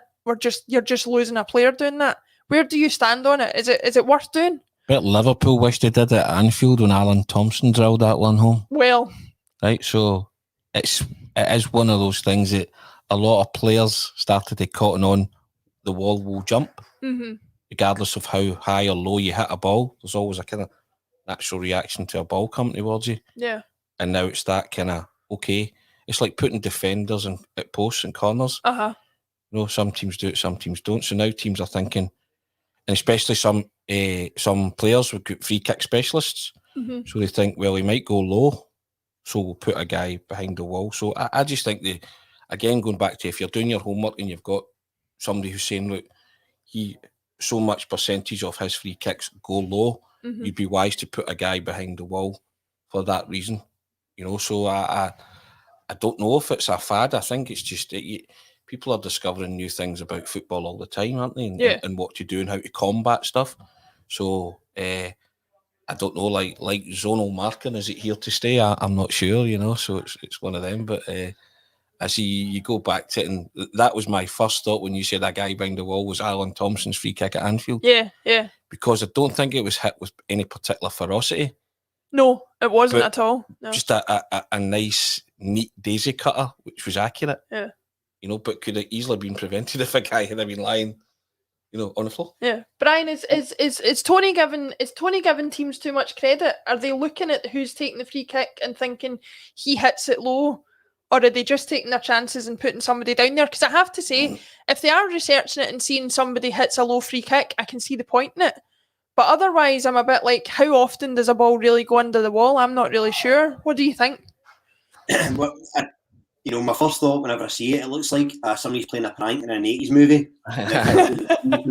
Just shove them in the back and shut them over, which would be exceptional to see. But it's a kind of funny thing. I think Tony's probably right. I think they're doing it to prevent. I don't know if they're going to do research on it beforehand. I think they probably just take the chance at, look, let's cover all bases. But it's like when you see teams not putting a man on a post, and then some teams do it all the time. I don't think they're necessarily thinking, that you're going to... I'm telling you, Brian, we're just going to clip up your reactions constantly, because I'll quote what you just said there. You said, I don't think they're thinking, oh! That's terrible. I'm terrible for watching football games, mate, because I'm a bag of, as you say, jittery energy, and it makes for a great podcast, no, if people are watching. You know what I mean? So that's even better. You know what I mean? Terrible podcast if they're only listening. Watch the money roll in now, Brian. You know what I mean? Well, we've got nearly 300 people watching us at the moment. Obviously, most people will either be at the match or watching it elsewhere at the moment, but we appreciate those of you who've stuck with us for the live broadcast. If you have done, if you wouldn't mind sharing the stream on your socials, even to get people to go to the GoFundMe page. Remember, this is all in aid. This 12-hour live stream that we're doing today, have done yesterday, is all in aid of St Mary's and St Alphonsus, two parishes in the centre of Glasgow who do a lot to help their local communities and are in dire need of our help. So we're trying to raise money for them as much as possible. Tony, what's your thoughts on the game so far? I mean, I have to say, obviously I'm trying to do to keep the conversation flowing and all that, so I'm only sort of one eye on the game and one eye on other things, but my assessment of it seems to be that we do certainly have the upper hand so far. 2 words I'll say: bossing it. Really bossing it, and some of the football's been pretty slick, and considering, you know, we're not with all our personnel, we've been very, very good in the final third. So you just, it's always the same with Celtic, but you want that second goal for a cushion, don't you? And they certainly, their play merits it at the minute, but they all seem very comfortable. And not that I've been disappointed with Dundee United, I just don't think Celtic have allowed them to play. No. You know, Tommy's strolling about there with his slippers on, the usual, and just, you know, dictating everything. And I think you're fast running out of superlatives for Callum McGregor. You really are. He's a wonderful footballer. It's all just natural, very natural. And I've been really impressed after half an hour with Celtic. You worry about these football matches. I don't think I worry as much as Brian, to be fair. You know, that kind of stuff. You know, but I like that. I love that kind of. I try and be a mild mannered janitor about it all. You know what I mean? We're doing the moonsh, silent screaming type stuff. You know what I mean? But but no, from what I'm watching, I don't think I've seen an attack to speak of. Joe Hart caused his own problem with nearly, you know, I don't know what he was thinking, but kind of powder puffed the ball, or topped it, as you would say in golf. But that apart, it's been all Celtic, so long may that continue. Another. I'll just warn you, Brian. There's another ball that comes into the box that the Dundee United defender's going to have to clear. So you make up your mind, Brian. If it's an ooh or an ah moment, right? It's just one of them. My dad would always say, "Oh, there's plenty of oohs and ahs, but no goals." Does that qualify? Does that cross qualify as a cross into the corridor of uncertainty? That's for you, the corridor of uncertainty. Yeah. You know, but in old money, it's a 6-yard box. I mean, that's. Brian, what have you made of the performance so far? I'm really encouraged by what I've seen. Tony says we need that second goal. Is that something that you see coming, or do we need to create a better quality of chances on top of the possession and stuff that we're having? I think we've been absolutely large and in charge. We've been so in control. Some of the football has been excellent. And again, I think Dundee United have been... They've not been poor by any stretch of the imagination. They've just not a chance. They're just up against a classic. Of course, when it's 1-0, it doesn't matter how well you're playing, you need the second goal. I'd mentioned a couple of weeks ago about Callum McGregor. I said, for all the plaudits he gets, I still think he's incredibly underrated.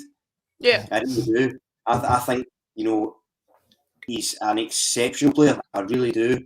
And I think when he's on form, he's actually unlike a lot of traditional Scottish players, isn't he? He's just got a something special about him, and the way he stepped into the captain's role this season, I was someone that I was hands up. I didn't know if he would, you know, how it would be. I thought it might be a wee bit too much pressure for him, actually, given the season he had last season. But wow, I'm so delighted to be wrong, because I think he's been absolutely exceptional. The way he leads on the park, he's vocal, everything. Can't say enough about him. Love him. He's thrived on that, hasn't he, Brian? And I think the very time, I think it was after the first game, wasn't it, when he got all the players together, and the Celtic supporters were like, "Wow, that's a captain." Yeah, you know, and also tried was very unfortunate that he followed Bruni and didn't want to be a clone of Bruni because he's his own man, and that mantle that he's taken on, that role, sometimes it can be too heavy for certain players. But my God, it's been absolutely seamless. And he's exactly the type of captain wants, because he's just doing it on the park. You know, he's no champion looking into fights. He's no aggressive in that regard, but he's so brave in the tackle. He's driving forward. He's always looking for the ball. And Poglakosku hailed him and just said like he was an inspiration to the other players. And even when we mentioned him earlier, his crazy passing, but Joe Hart, when he came in, that was one of the first things he said.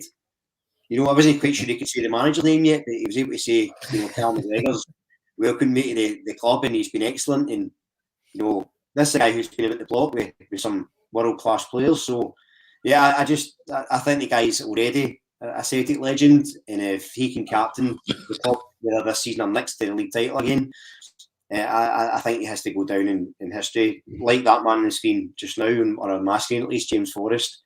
I think they're the guys that won't be appreciated fully until they're not playing. Another one that isn't appreciated fully, who's had a fantastic return to the team. Oh, sorry, I've just done a Brian. Yeah, Brian, I'll come back to you on another player that has been missed, and his impact has only been felt now that he's back in the team. James Forrest. He's getting back into the team. He's getting fit. He's making the impact that we want him to make. How missed was he, and how much was his absence a big part of our failings last season for you, Brian? Well, he's a big miss, but I mean, I think even with him in the team, I think, you know, we would have struggled last year anyway. There was so much wrong. I don't think any one man could have fixed it. But just in terms of as a player, Kyogo. Oh, Davey! I know. I don't know. I don't know. He's just let it bounce off him there. I don't know what was happening there. David Turnbull's having what's known as a Mo Bangura, isn't he? Oh, dear me, that is hard. Remember him, aye? Yeah. Can I forget him, Tony? Do you know what's interesting? See, just like that, Colin Kev and I were talking about Turnbull coming into the box late, and I said, you know, a lot of players always say when they don't have time to think about things, they're better. You know, they hit the ball better when they're not thinking. I think sometimes Turnbull, when he thinks about it, just, you know, he seems to just sort of stumble over it a bit. I think he needs more time. And I think when the ball falls to him, he panics. Because you've seen a lot of teams, he runs into the box, they're excellent. But too often, he skies it or puts it down. It's almost like he doesn't have that instinct. He actually is better when he's got a bit of time to pick a pass and play it. It's having that ice in the veins, isn't it? And that cold, calculated precision in those kind of moments. It'll come, but I think he is a real thinker about football and what he's doing with his next touch and his next pass and stuff. And sometimes, as you say, instinct's the better way. You know, in that situation there. I think actually the point Brian raises is exactly right. It's like Turnbull needs time on the ball, whereas somebody like Kyogo, that's in the net. Yeah, I've seen him miss chances because he's had too much time, but he'll instinctively stick a ball away like the one he did against Hearts the other night. So it's strange how different players react in different situations. That's another close chance for James Forrest there. We really are on top here, but Tony, this is a situation where I think it's been a criticism of us all season. So many games like this, we've been on top, making chances. You got a hard time earlier in the season for saying that you felt like Kyogo was too wasteful of his chances. I think as a team, we're too wasteful of our chances. That was a truism, and I still stick by that. Mm-hmm. You know, and my point was that there will be times in the season when these will have to go because it will be tight like this. And I was critical of him in the fact that he was missing them when we were beating teams 6-0 and 3-0, and people were like, it doesn't matter. No, it does matter. You know, it does matter. It always matters. And I wasn't saying he was a bad footballer. No, you know, people were getting the message construed. They were getting a bit het up, weren't they? Aye, they were. And I was trying to be it's all about the cold, calculated precision in those moments for me. And I stick by it. We are very negligent with chances. You know, we do spurn a lot of opportunities. Yeah.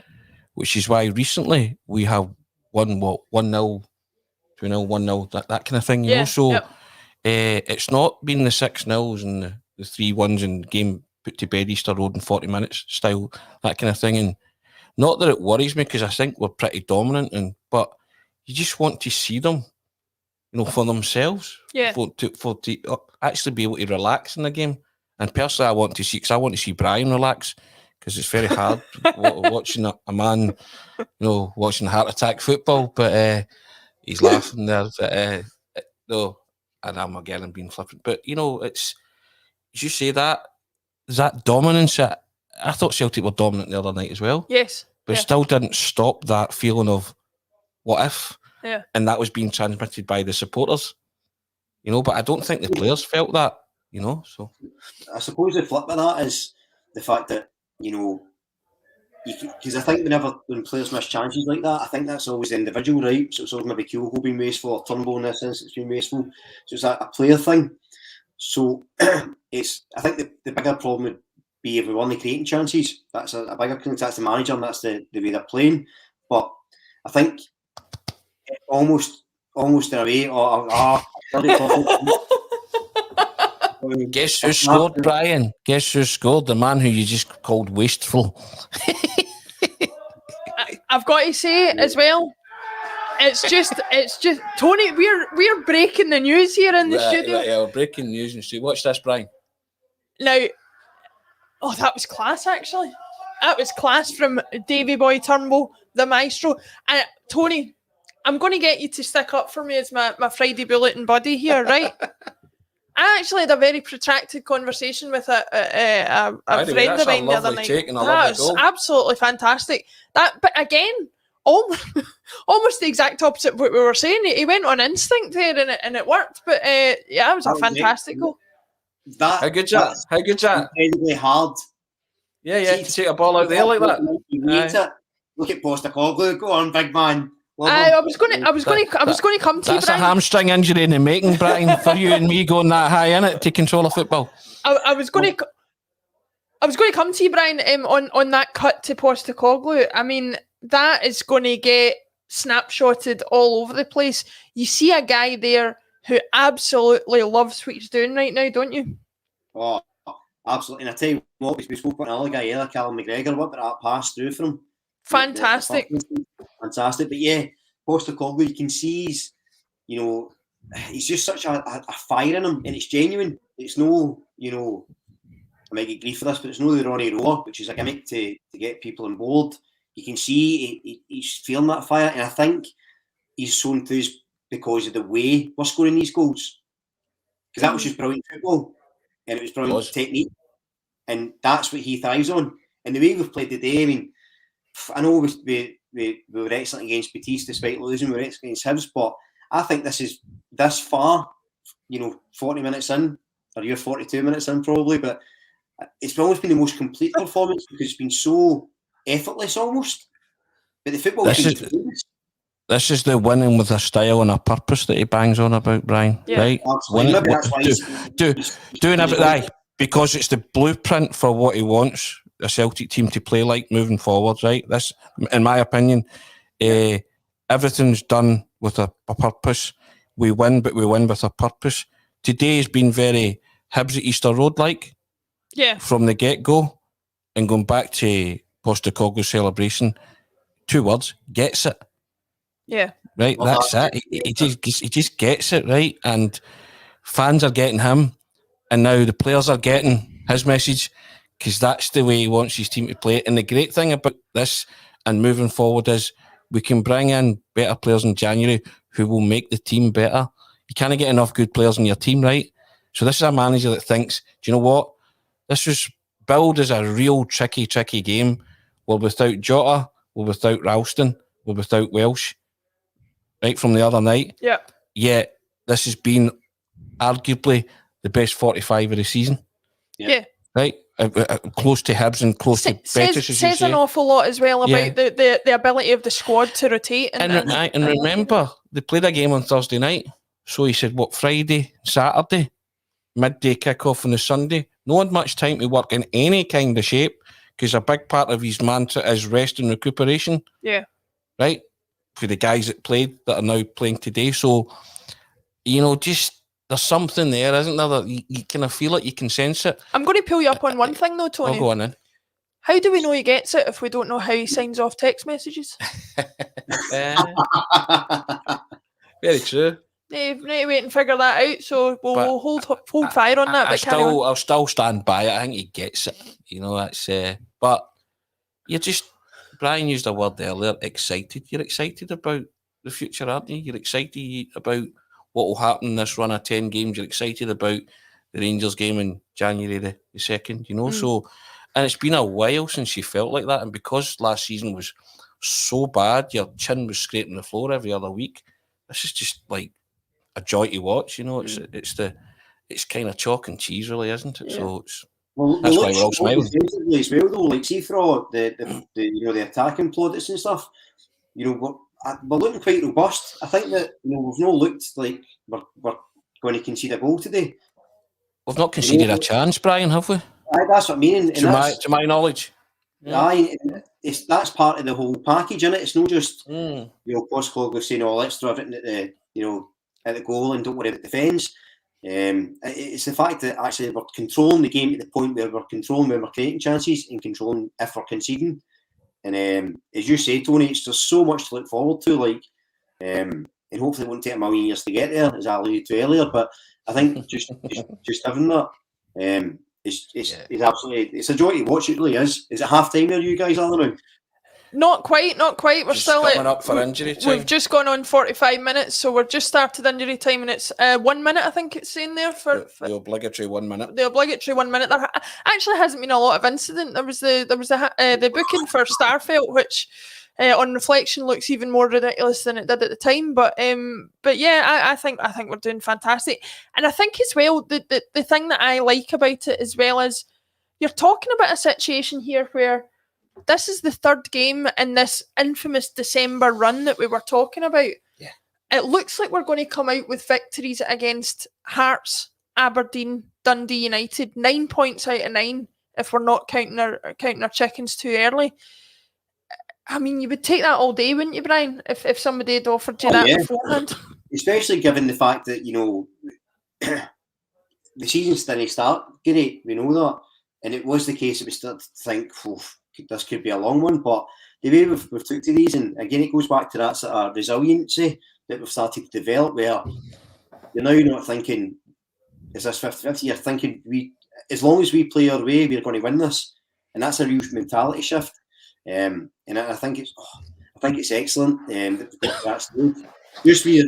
Just a quick story. Remember you were talking about signing off text messages with initials earlier, yes. Right? So in my old work years ago, this guy used to come in, client of mine, great guy, proper Gallagher geezer, right? He knew Tommy Burns and all that. And knew I was a Celtic man, so he brought a friend of his in who was a Rangers man. So he said to me, right, Brian, I've got initials for you. Tell me what these mean. RGLG. And I went, no. He went, look, I've told him you're a Celtic man. You're going to know what this means, RGLG. I put it after everything. You're a Celtic man, tell him what it means. And I says, I don't know where you're getting at. I don't recall. He says, RGLG, come on, don't make a fool of me in front of him. I've told him you're a big Celtic man, tell him. I says, I don't know. He goes, real good looking guy. I'll see you later. And just walked out. It was tremendous. It was absolutely tremendous. God. So now I see things and I thought RGLG. RGLG. I'll need to start remembering that one. That's a good one. But if anybody's tuning in, we are half-time at Celtic versus Dundee United live from Tannadice. We're doing a watch-along today as part of the charity stream, so you might not get your usual high-quality breakdown of the game that we normally give you. But is that directed at us, Brian? Not your usual high-quality breakdown? or maybe it's you, just a breakdown. I was going to say there will be a breakdown of sorts. Because I'm having one. But to update everybody who might have tuned in at half-time, if you haven't seen the game, it's 2-0. Goals from Tom Rogic and David Turnbull. Whoever said they can't play in the same team is lying.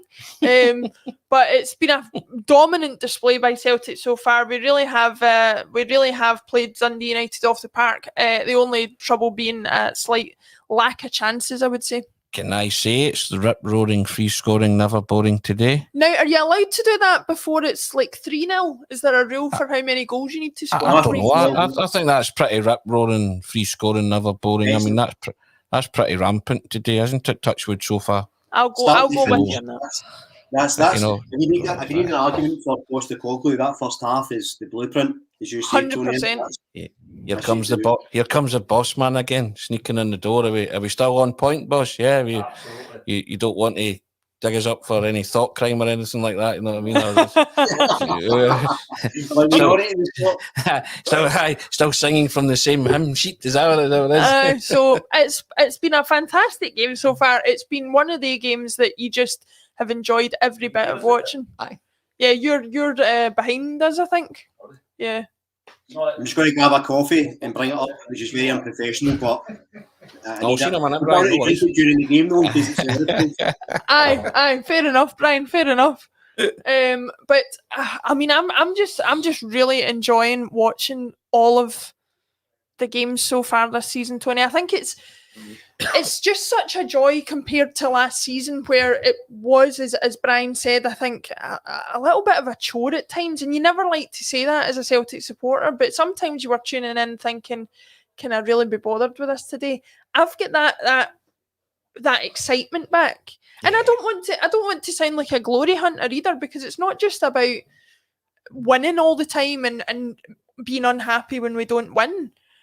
I'm talking about the entertainment value of the games that we're watching. It is not turgid football by any stretch of the imagination. The song says win, lose or draw. Yeah. Laura, right? You're there through thick and thin. You were talking about it yesterday with Paul John at length about when you choose your football team, that's it, right? So, but last season was just joyless. It wasn't supposed to be like that in your mind. Yeah. And in your head. It was supposed to be a procession to 10. And I've said many, many times, in years to come, they will write the equivalent of the Dead Sea Scrolls on the men who sold the 10. It'll become university theses. Have you copyrighted that title yet?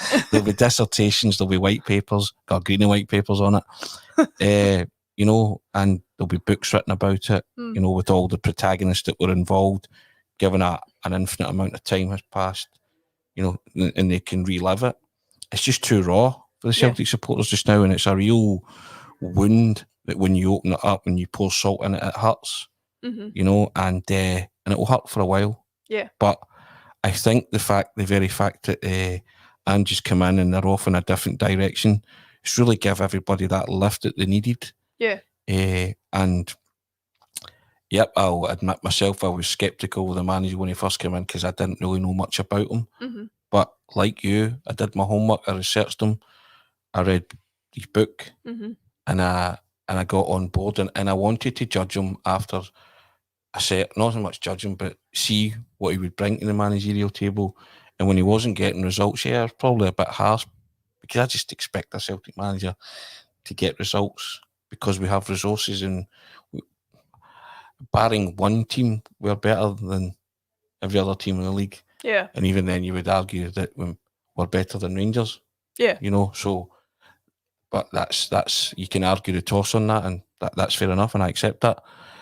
So I was kind of disappointed with our start, but like everybody, the manager and the way his team's playing and the players are growing on you this season. Yeah. Giving you that excitement back, your fervour back, your passion back that you lost last season because it was so joyless. And I said, and it was hard coming on pods dissecting on a game by game basis when you were losing and everybody said, you're being too critical, and you're a supporter at the end of the day. You want to see your football team win, which is why days like today you're purring with excitement. Can you're I just say, just as you're pointing at the screen there, the goal from Turnbull has just come up there. As Brian mentioned before, the pass from McGregor, the touch from Turnbull.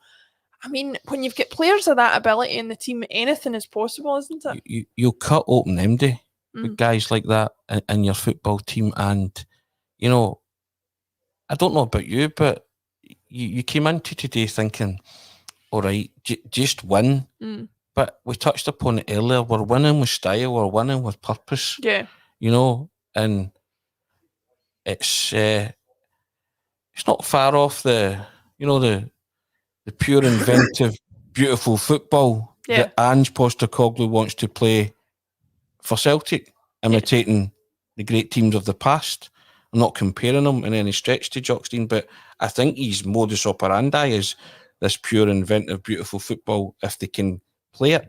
And he took all of his education from Ferenc Puskas. You know, Declan talked about that. We spoke about it yesterday. I was shocked when I saw that, because I thought, you know, for anybody who was questioning the legitimacy of a guy coming from Australia to teach us about football and about how he thinks about football, and then you hear he was taught by none other than Ferenc Puskas, is there a more legendary player amongst them than Puskas? I don't know, but And my thoughts about Puskas are Puskas struggled with a lack of exposure because TV was, you know, football matches were just beginning to get shown on TV, and you know, so what you see with Ferenc Puskas is the 1963 destruction of England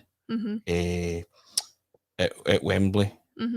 So is it 63? I can't, 61 or whatever it was, when they beat England 6-3 at Wembley, and then the 1960 European Cup final because it was held in Glasgow. Yeah. That Real Madrid Eintracht Frankfurt game. Yeah. But the addendum to that is Hungary beat England 7-1 in the corresponding fixture in Hungary, right, after giving them a tanking at Wembley 6-3.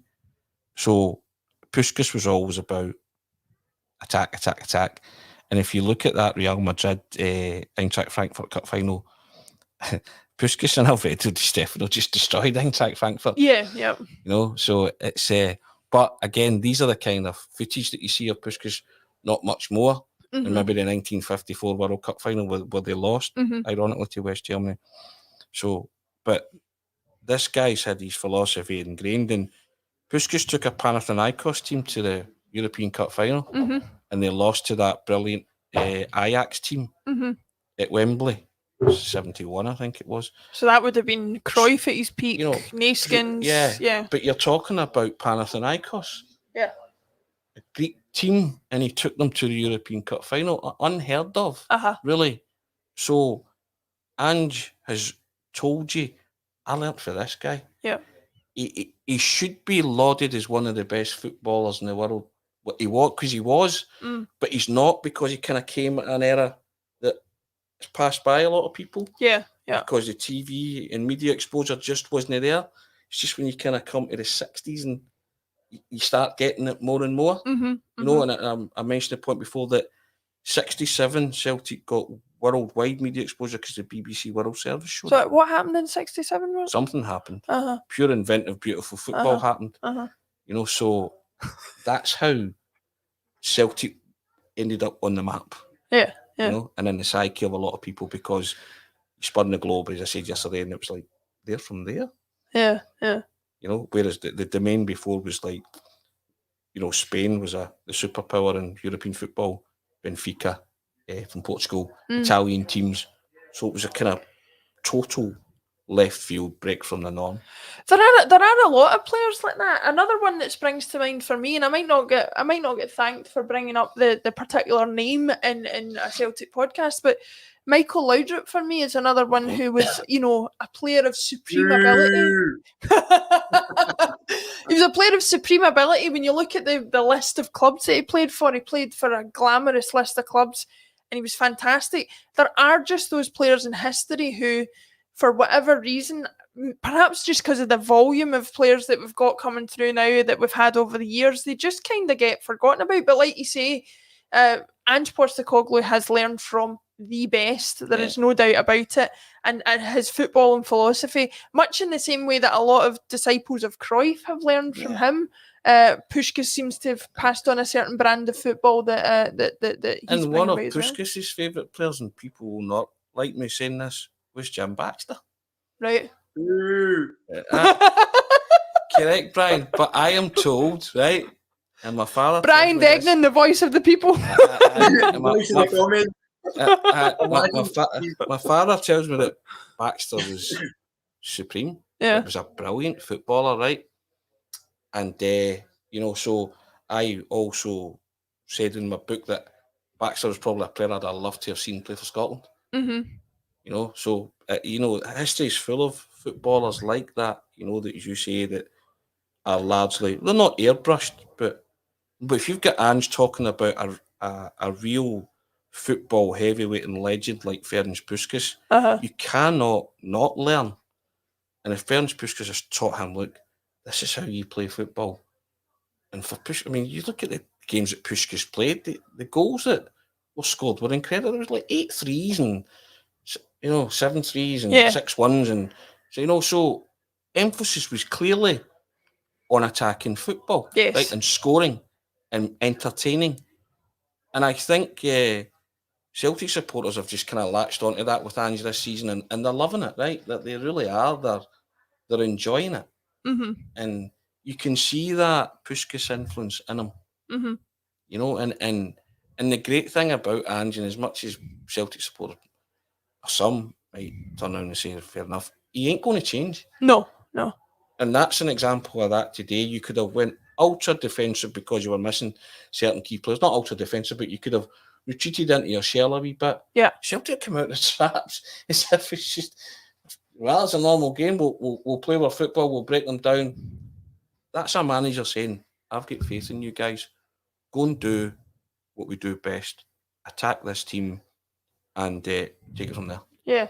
No, Brian, I'll come to you on this one. Tony raises a lot of good points about, the Ange wants to attack, almost to the detriment of all else. Now, Tony and I were on an infamous podcast of our bulletin of ACSOM where we had Dan Orlowitz from Japan Times on, and to say he gave us a heart attack with some of the things he was saying about Ange's defensive concerns or lack thereof is an understatement.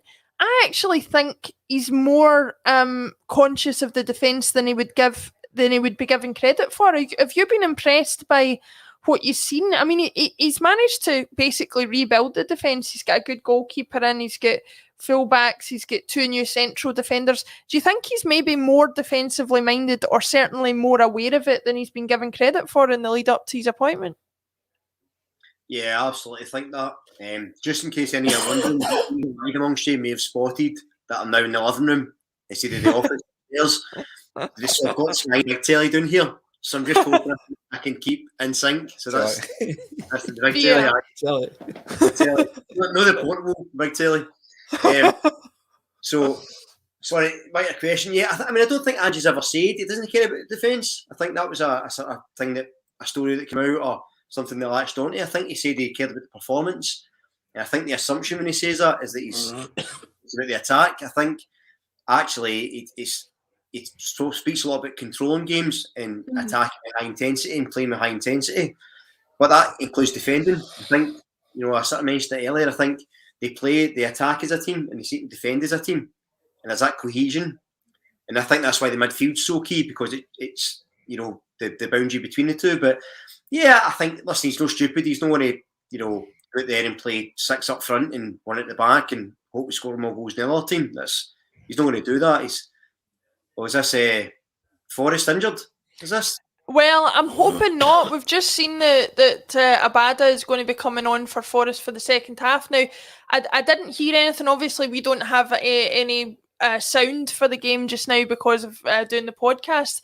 My hope is that what Ange was saying in the press conference the other day about Forrest not playing full games or not playing as the amount of football people might want him to play is going to be a feature of the season because of the amount of football he's missed.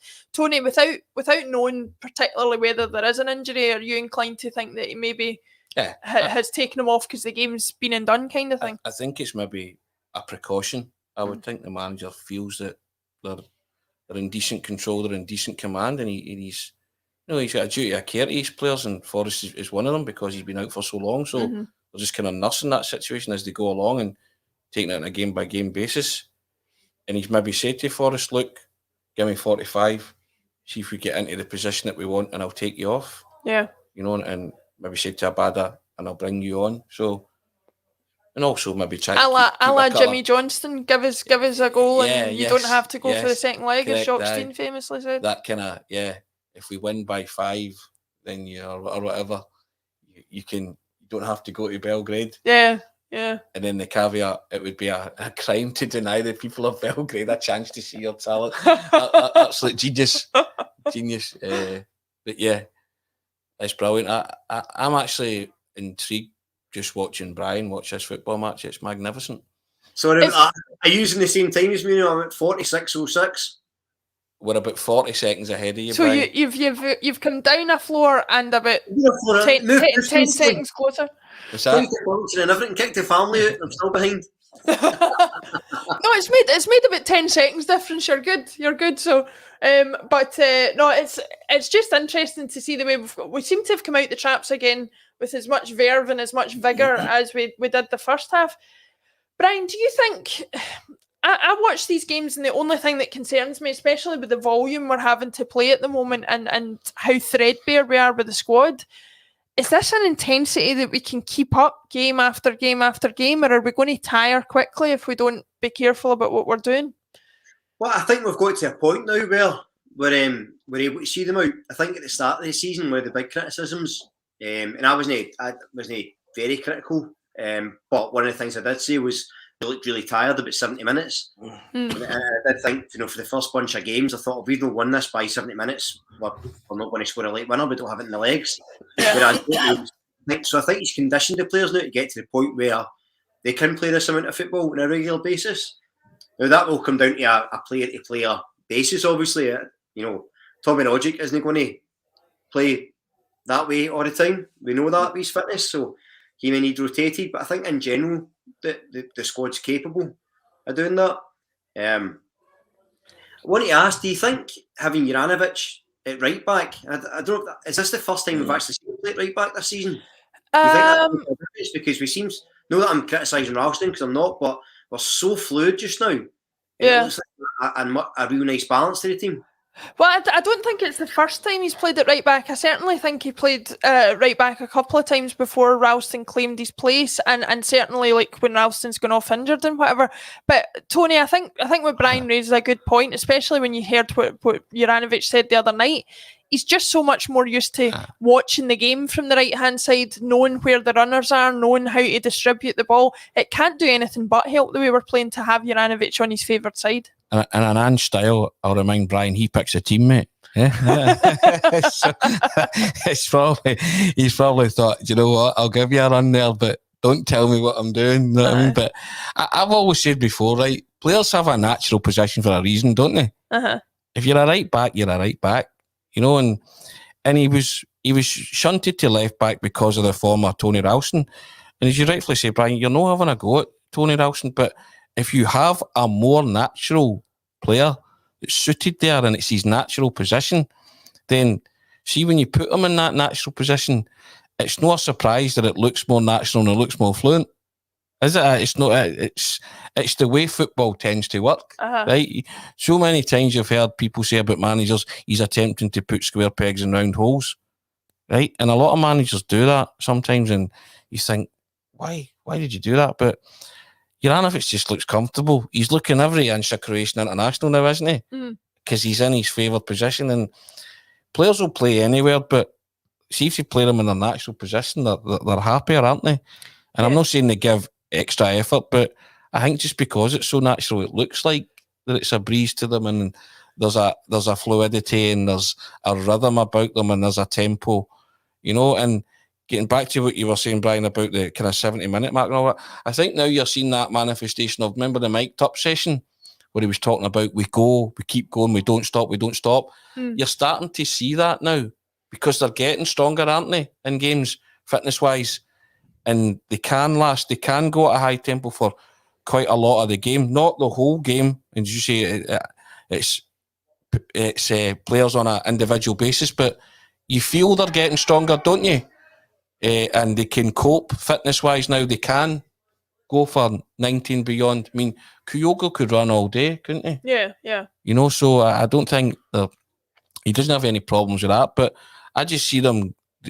As every game goes by, they seem to me that they are getting fitter. Yeah. And they're going all the time.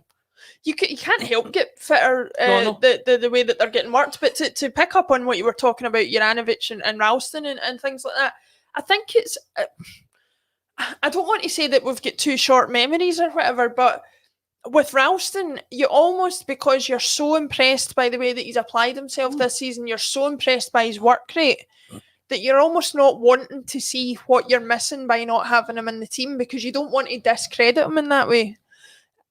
But there is no doubt that Juranovic is a better right back. So if you can have Juranovic at right back, regardless of how good Ralston has been this season and how much he has come in and slotted in and helped us in a situation where we needed him, the ideal is going to be to get Juranovic back to right back and get a left back who is of a similar standard on the left-hand side.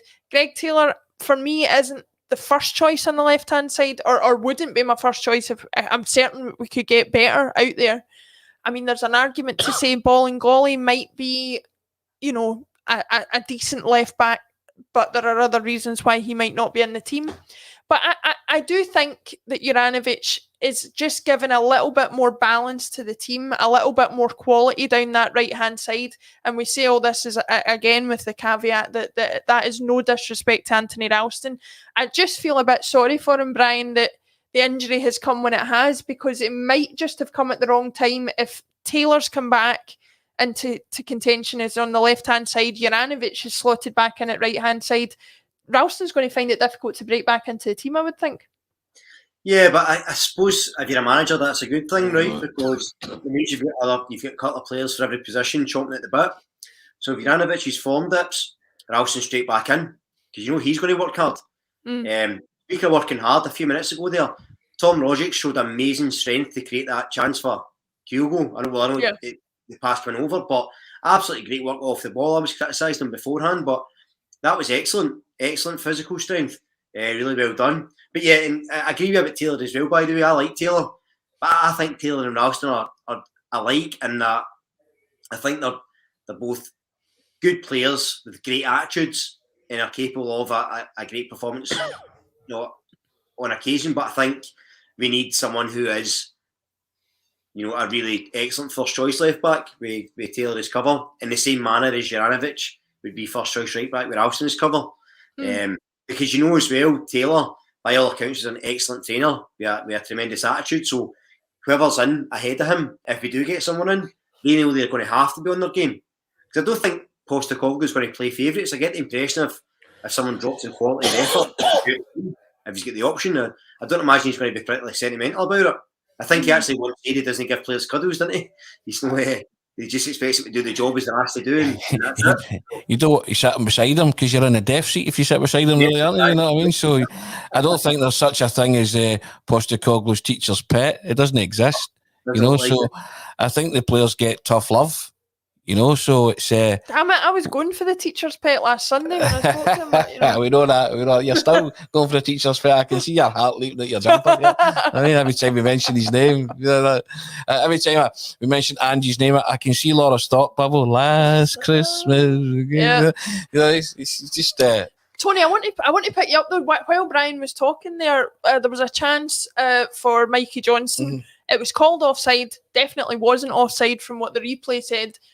But nevertheless, Johnston went and kind of scuffed the chance anyway. What was going through your head when you were watching that? Because I could see it. You saw me throwing my head backwards, didn't you? Yes. And that's the kind of thing I'm talking about. See, if Johnston really wants to make his mark, he's got to do better there, regardless if he's flagged offside, right? And also as well, he shouldn't be getting flagged offside because he can look along the line, you know. So stay onside. I know that it's marginal and it's a tight call and you could argue that it wasn't, but make sure you're onside. And then when you get the ball in that situation, do something. You know, maybe even stick it in the net now and again and help your own cause. Yeah. You know what I mean? So that's why, in microcosmic form, that's why I say Mikey Johnson won't cut it as a Celtic player.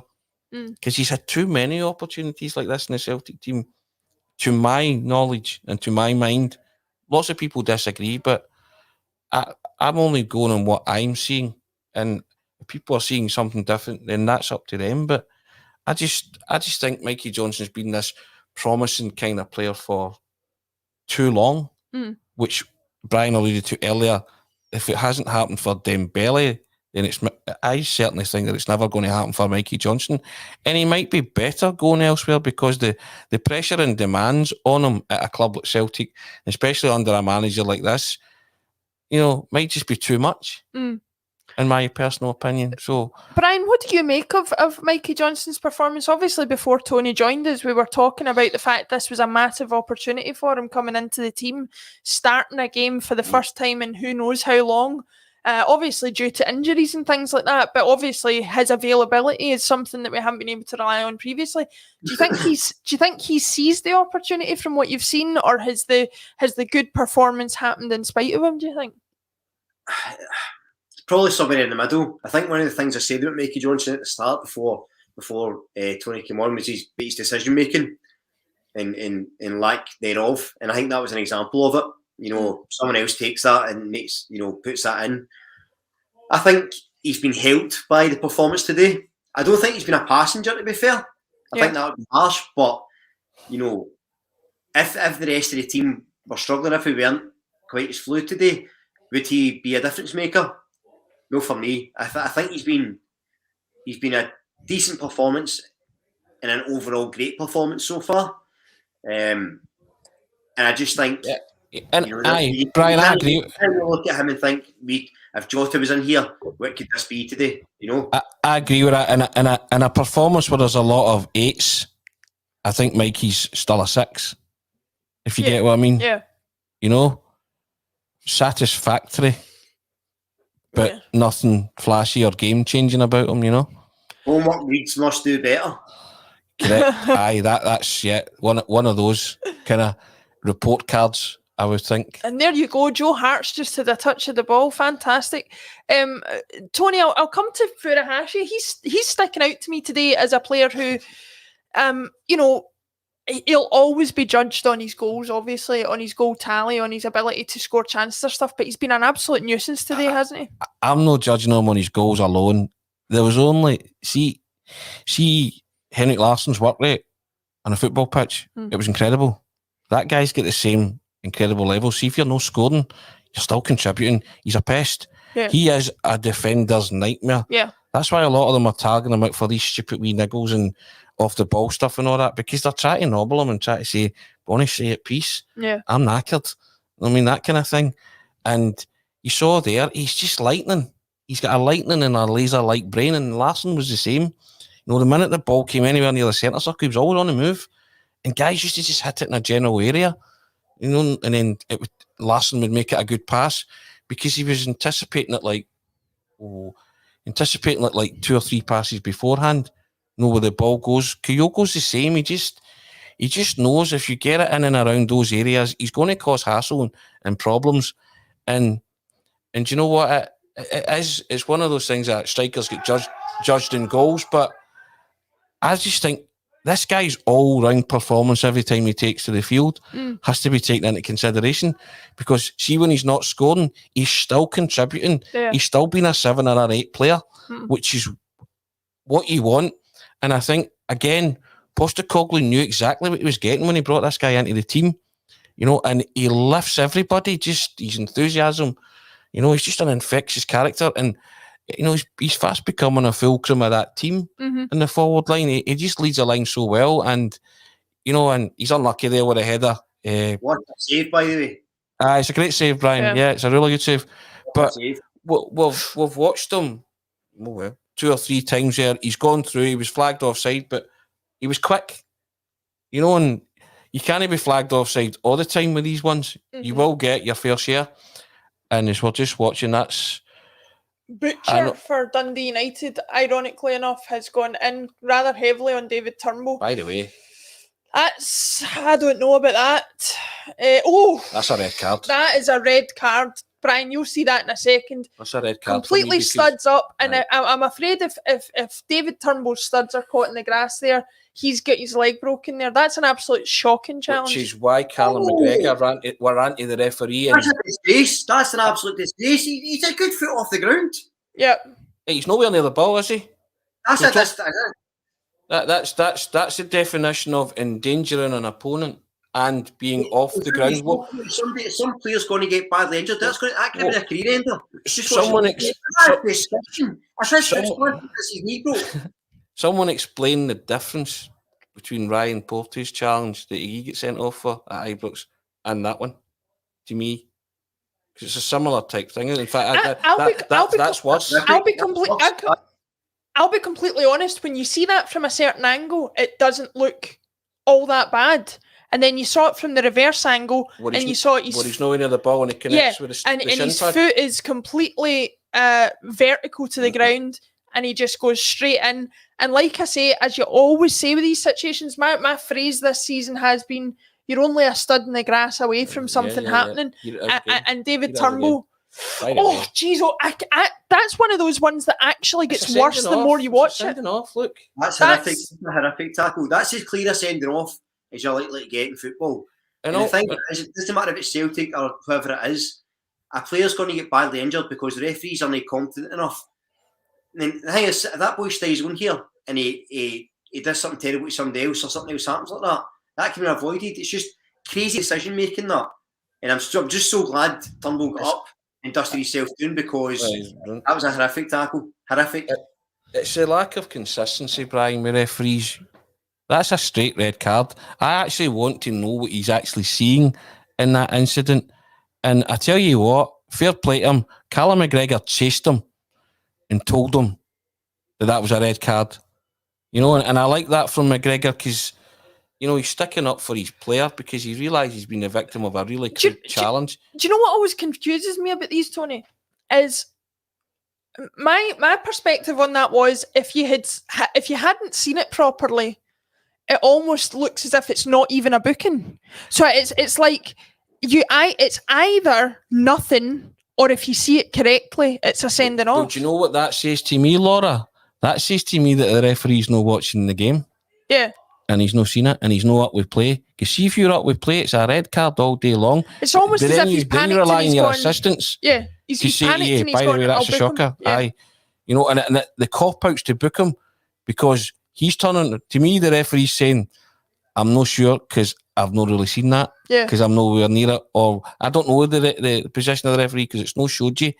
But if you're seeing that, how can you say in real time that that's not a sending off? You only need to look at the way where the ball went. You know. And am I right in thinking that because he's booked him, they can't retrospectively ban him because he's taken action? Is that the rule? Because he's dealt with the incident at the time. Because that's another thing, Brian. I might be being a bit too much of a conspiracy theorist here, but there's a suggestion to me. Has the referee gone for a booking because he's thought to himself, I don't want it to come back that it should have been a red card, so I'll book him so that there's no action on it? Look, I don't know what the referee said, to be honest. On a more positive note, what a move that was for Celtic there. Callum McGregor, right place, right time, started a move. Yeah. What a goal that would have been. But on the ref, if he sees that, as you say, I think he's panicked and thought, I've missed that. I think that was a better get a booking to pacify everybody so that we shouted it. I think so too, Brian. I'm not sure. A blind man in a dark room with sunglasses on can look at that and tell me it's a red card. Right? Yeah. That's just a fact. It's indisputable. So if he's seen it, it's a red. I think he's panicked because he's missed it and no realised and thought I'll book it for safety. You see players having a wee bit of extra mash, kind of handbags in the middle of the park. He's going to book the two people because they've missed it. Yeah, they're just for safety, and I think that's a case here. But that's why I raised the point that I raised. It's one of those situations where you either don't see it, and so it's not a booking, or it's a red. If you see it at all, it's a red card.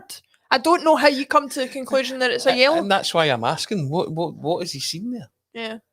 So the deduction I'm making from that is that he hasn't actually witnessed the incident. Yeah. Because if you witness that incident, it's reckless. The guy's off the ground and he kicks a man in the shin, and as you say, it could be a leg breaker. Do you know, it reminded me of... Endangering an opponent, I think it's called. There's a horrible way in which a player's leg bends when their leg is planted like that, in the completely opposite direction to where it should bend. Never mind in the fact that it's in a bit of the leg that shouldn't bend that way. And the other thing you've got to remember is David Turnbull's a young guy who's had a very serious injury previously. What is that going to do to him psychologically for the rest of this match? Well, I think the biggest psychological lift he'll get is the fact that Brian said he got up and walked away from it. Yeah. There is no lasting damage. So I think in terms of that, he'll think, right, great, I can take challenges like that. I'm made of stronger stuff, but he shouldn't have to take challenges like that. No. He got to clamp down on this. And And I'm not just talking about Celtic players. That's another one for Paul's diary. Paul, the boss man, will have that written down. So they're number 7 and number 8. But, referees have to now take responsibility and clamp down on this for every team. Because, as Brian said, somebody is going to get seriously hurt this season. Some team is going to come a cropper because players are realising, I can get away with this. I'm going to be reckless. I'm going to go in. I'm going to endanger my opponent because I've had enough. They're getting the runaround or whatever. And at some point this season, a team's going to end up with a player with a leg broke because of a challenge like that. And the referee will have done nothing about it.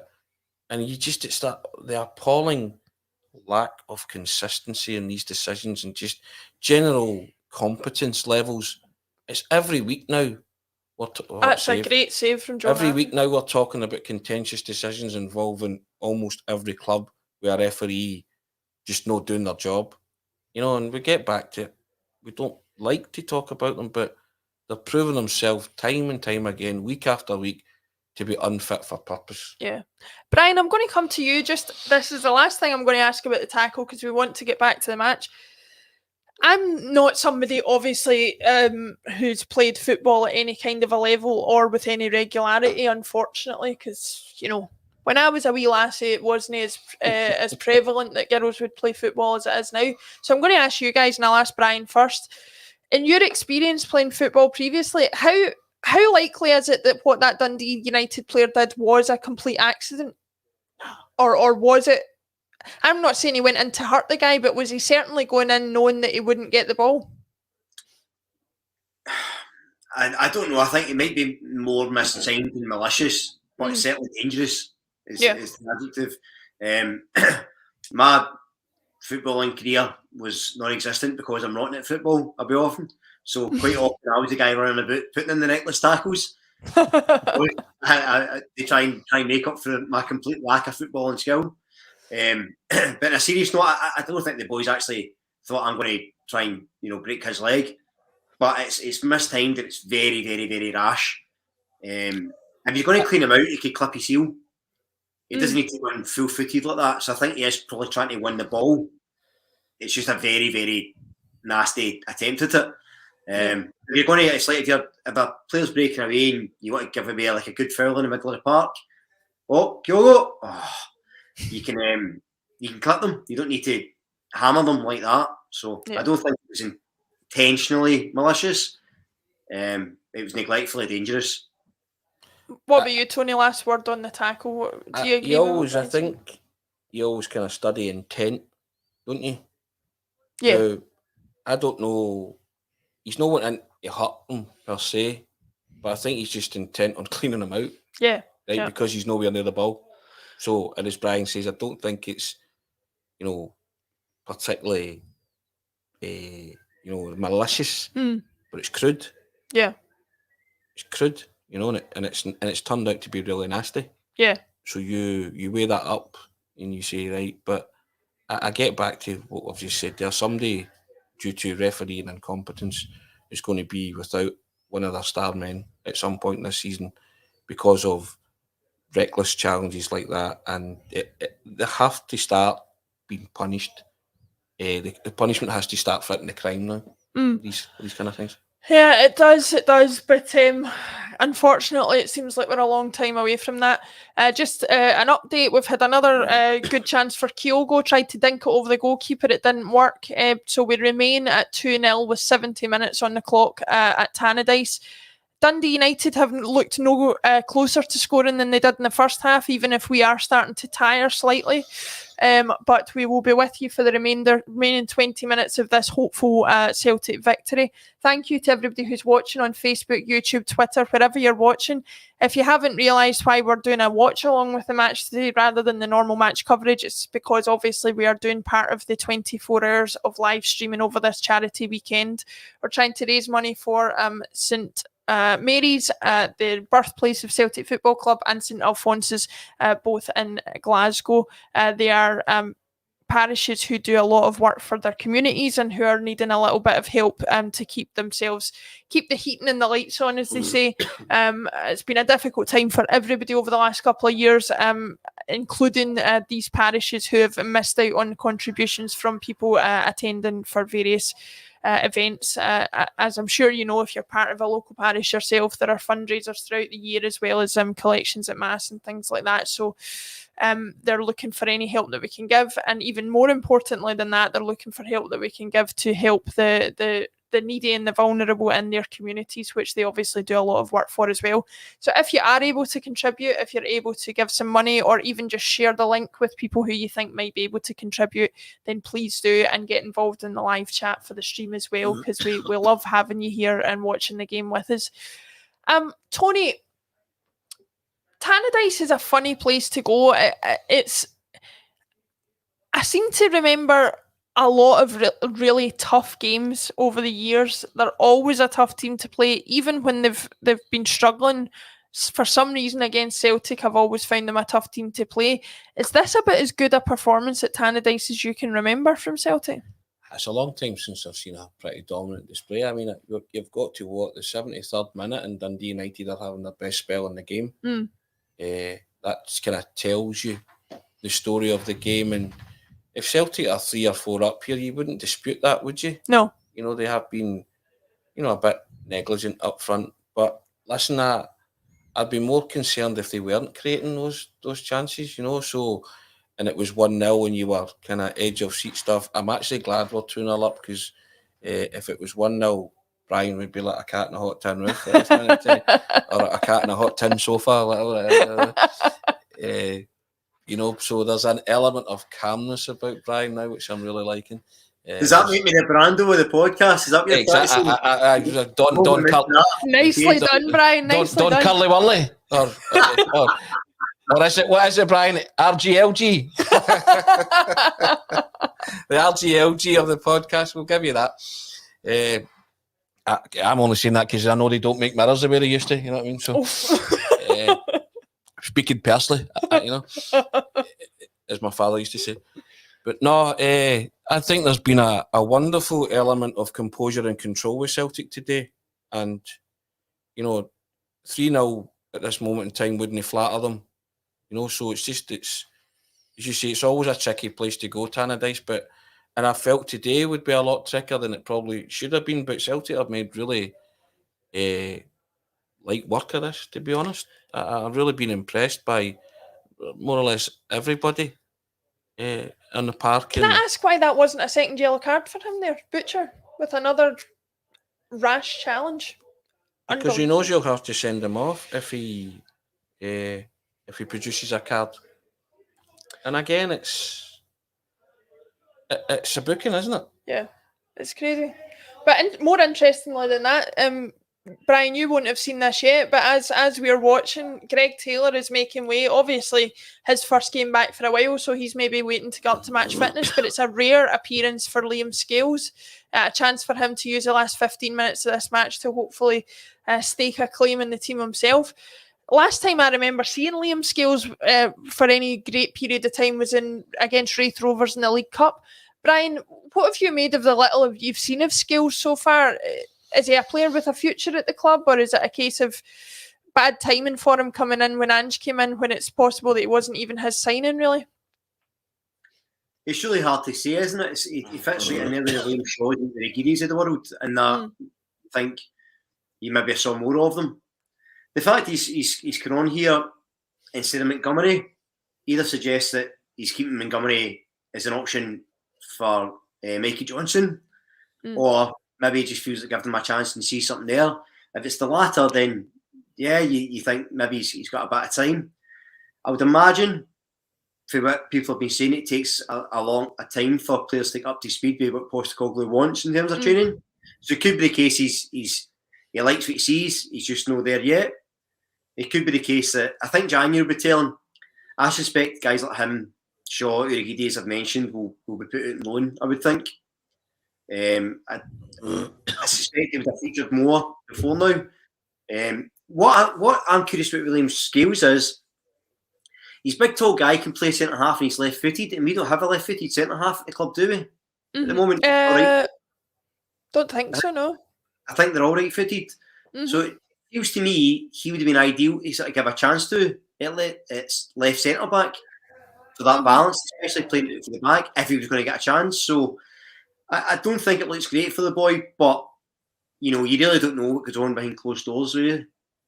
Yeah, I think as much as we're all concerned and everything that's happened over the last couple of years, especially, you can't continue to treat footballers like robots. There can be all sorts of reasons, both on and off the pitch, why a player may or may not succeed at a club. I think I saw something. I'll try and share it on Twitter after the match if I can find it. But I think I saw something to the effect that Postecoglou pretty much confirmed that Shaw and Urhoghide at least are definitely going to go out on loan in January. So I would say that makes sense, and I would say also that they're probably not going to be the only ones. Tony, I hate to put this on you because I'm maybe setting you up for a fall as far as this is concerned, but there's a loaded question coming here, Brian. Yeah, a loaded question. I don't think she does say putting that to you, Tony. I think she's lying. That's a turn of phrase I actually love to put it to. In the words of Jimmy Neal, she's lying. But Kyogo, as great as he's been, and we've praised his nuisance work today, and he's been fantastic in helping create chances, he could have had a couple of goals himself today, couldn't he? And he has missed another couple of chances today. I refer the right honourable lady to the comments I made at the start of the season. Thank you very much. A few moments ago, about being wasteful and having that cold, calculated, clinical. And can I just say to everybody, this is not me having a go. Tony will vouch for you. You probably can't see it in the camera, but I'm actually wearing a Kyogo Christmas jumper today.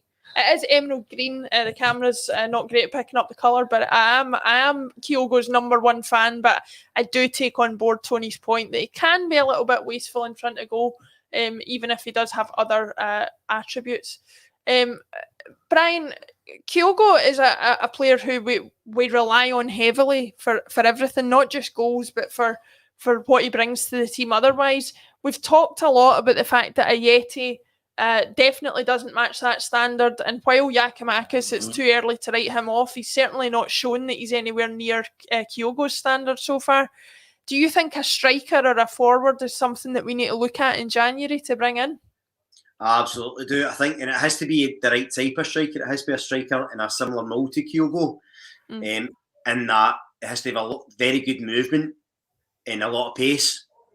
Because me and Paul will have the conversation about this. And get someone who's maybe more a sort of aerial goal threat. And I say, well, that's all well and good. And that would take that aspect of the game. But if we don't have someone that can move the way he does and has that type of pace, it's going to affect how the team plays the rest of the team. So you need to almost have, as close, to Kyogo as you can get. But to go back to what Tony had mentioned earlier, I think Kyogo can be wasteful at times. I don't know if he's looking a wee bit or if it's just not quite falling for him today, but he can cut a frustrated figure at times, and I think that's part of when Postecoglou was talking about how, a lot of the players in the squad quite simply aren't up to his level of thought and that speed. And it must be frustrating for him up there at times because his workload is his work effort rather is incredible. Yeah. So maybe he's snatching at chances. Maybe when things ease in or we get more players that sort of suit his style of play with the passing, things will develop better for him. But yeah, I mean, you'd have him in your team every day of the week rather than not, right? Because even when he's no scoring, I think it was Gordon Strachan said it. He said if you can't have a good game, be a good teammate. Yeah, he's still an 8 out of 10 performer a day, isn't he, Brian? He's excellent. It's like he's running into space, he's creating space for players, which is an awful thing for everyone else. And as you say, to be a defender and marking him must be an absolute nightmare. Yes. Oh, there we go, Brian. You're going to get a surprise in about a minute's time. Absolutely fantastic move by Celtic there. By the way, see the technique for that finish? It's superb. That's one of the hardest skills to master, that a side footer from, what was it, 10, 12 yards? Yeah. That's a beautifully executed goal, that. We've just been talking about composure. Now, you've got so many... 16 yards. You've got so many players, Tony, who would have seen that coming, had too much time on their minds, and would have put their laces through it and probably blasted it over the bar. Did it take a deflection? I don't know. Yes, I think so. I think so, but I mean... Wait, the boy had big Reams come on and shut us up, didn't he? He's come right on, and if you're going to make a mark, that's how you make a mark. Absolutely fantastic. That's how you make an impact with limited time. And Gary, what a ball from Beaton. That's a cracking goal. That's how you go game, set and match, isn't it? Wonderful. By the way, this performance, you can't underestimate how good this has been today. Yeah. In a game where a lot of people were trying to put the fear of God into Celtic and the players, and and the managers clearly said, look, go out and set about them and play your football, run your own race, as he's been saying. And Celtic have run their own race today at Tannadice, and you cannot goals as well. Yeah, you cannot praise them highly enough for dealing with this test today. That, as I said earlier, that they really have made light work of this. Yeah, and I thought it would be, and I don't think it's the fact that Dundee United have been a poor team. They've just not been allowed to play. Celtic have just dominated from the get-go, and I have to praise the manager for he's got tactically today. He's got it spot on. Yeah, we've smothered them, haven't we, from start to finish? And really, it's almost like you feel sometimes like one of the things I love about Celtic under Postecoglou is the fact that every time you go forward, you feel dangerous. You never feel they're going to score. But yeah, brilliant. And I say the second goal, Turnbull's goal, the technique, the long pass, the technique was incredible. That is a passage of play. I think Carter Vickers wins it in the right back position, goes for there near Beaton, brilliant pass. And again, another guy who has his career rejuvenated, because I think this is the best near Beaton we've seen as well. I don't want to seem hyperbolic because I'm excited, but I generally think this is the best Beaton's been at Celtic. Yeah, I think Brian, what we're in danger of here is what the great Jim Orr has warned me of when I go on match coverage, which is you get very excited and you say things you later regret. But I do agree. I think Near Beaton's had a great season so far. Midfield game aside, obviously. But your autobiography. Very excited. Things I regret. I'd still be trying to explain to A&E how I scored the second goal with my leg that high, and how my hamstring just went ping at this point in my football career. I've got to say, I'm sitting watching this, and it's not only is it a testament to everything Ange's worked towards it and the way that we're playing, but it cut back to him after the third goal, and he was still barking orders at the players. He was still shouting here, there, and everywhere, telling them where to go, what to do. And it goes back to that mic'd up session that we talked about. We go to the end, and we're still trying to do that now. I would say this actually, for me, is an even better performance. And here we go, Brian, I'm going to join you here and say something I'll later regret, but I'm going to say it. To me, this is a more complete performance than either of the 6-0 wins that we had at the start of the season. And the reason that I say that is because Dundee United haven't collapsed completely. I think with the 6-0 wins that we had, the teams we were up against collapsed completely, and the game was just there for the taking. This one, they've put up a bit of resistance, and we have kept going throughout. Do you agree, Tony? This is the best performance of the season. End of. Yeah. And you are excited because you know, and the manager knows, that they can get better. Mm-hmm. And will probably point out some things that they could have done better in this game. So when you get a manager like that, and as you see, still barking orders, it's 84 minutes. Any other manager would be standing there kind of job done, content. He's still shouting about something. And I don't know if you just saw there as well, the connection between the players and the fans is absolutely unreal. Kyogo is actually sort of conducting the crowd there as they were singing. It's just fantastic. It's that one of those situations as well where I remember talking a few years ago, and this is not to denigrate Chris Commons by any stretch of the imagination, but I remember feeling a little bit of sadness because they interviewed a wee boy, and this is not for me to take away whoever your heroes are, but they asked him who his Celtic hero was, and it was Chris Boyd. Oh, jeez, it was not Chris Boyd. That's something you'll later regret. It was. It was Chris Commons, and I thought to myself, I don't know if that's like when I think of who my heroes were, and maybe that's just a bias on my part, I would want it to be somebody different, somebody more exotic, somebody whatever. There's so many heroes in this team. Brian, I'll come to you on this. My childhood was all about the Tommy Burns team, the Three Amigos, this kind of really exciting brand of football. Kids watching this today have got ready-made heroes in this Celtic team, haven't they? Oh, absolutely. And it's one of the things you touched on there is the type of characters you can see. Like, I think Kyogo's such a funny wee character, isn't he? He's there conducting at the fans, and he does his wee claps. And even, I put it in the group chat the other day, whenever any of the Aberdeen players were going down, he was there going around checking on them, and every time someone went down, he was patting on them. He's just a funny wee character. But I think it's, again, testament to Postecoglou, because he made, mention of saying, it's the type of people I want to bring to the club, not just the type of player. And I think that's, you can start to see that gelling. And guys like the flamboyant there go, oh, that's outrageous. Oh, talking about being Maceful. No. Brian, I'll remind you we're 3-0 up. with 3 minutes to go. But, guys like Jota, like, you can imagine him being a real talisman, somebody that you grow up and think, oh, I want to grow up and be like Jota. Obviously Kyogo, Calmaria, as you say, Laura, it's just great to watch, and it's kind of inspiring to watch. You're like that, because it feels like we're not just a team in Scotland. It feels like we're a real strong footballing side. There was a brilliant insight for Jota when he spoke about the Ferencváros game. Celtic won 3-2 in Hungary, and Jota said, Ange came in and said, right, enjoy it for the next 5 minutes. And then the 5 minutes passed, and he went, right, we go again on Sunday. It's like, he actually kept the countdown clock. Right, that's it. In fact, I'm glad you enjoyed it.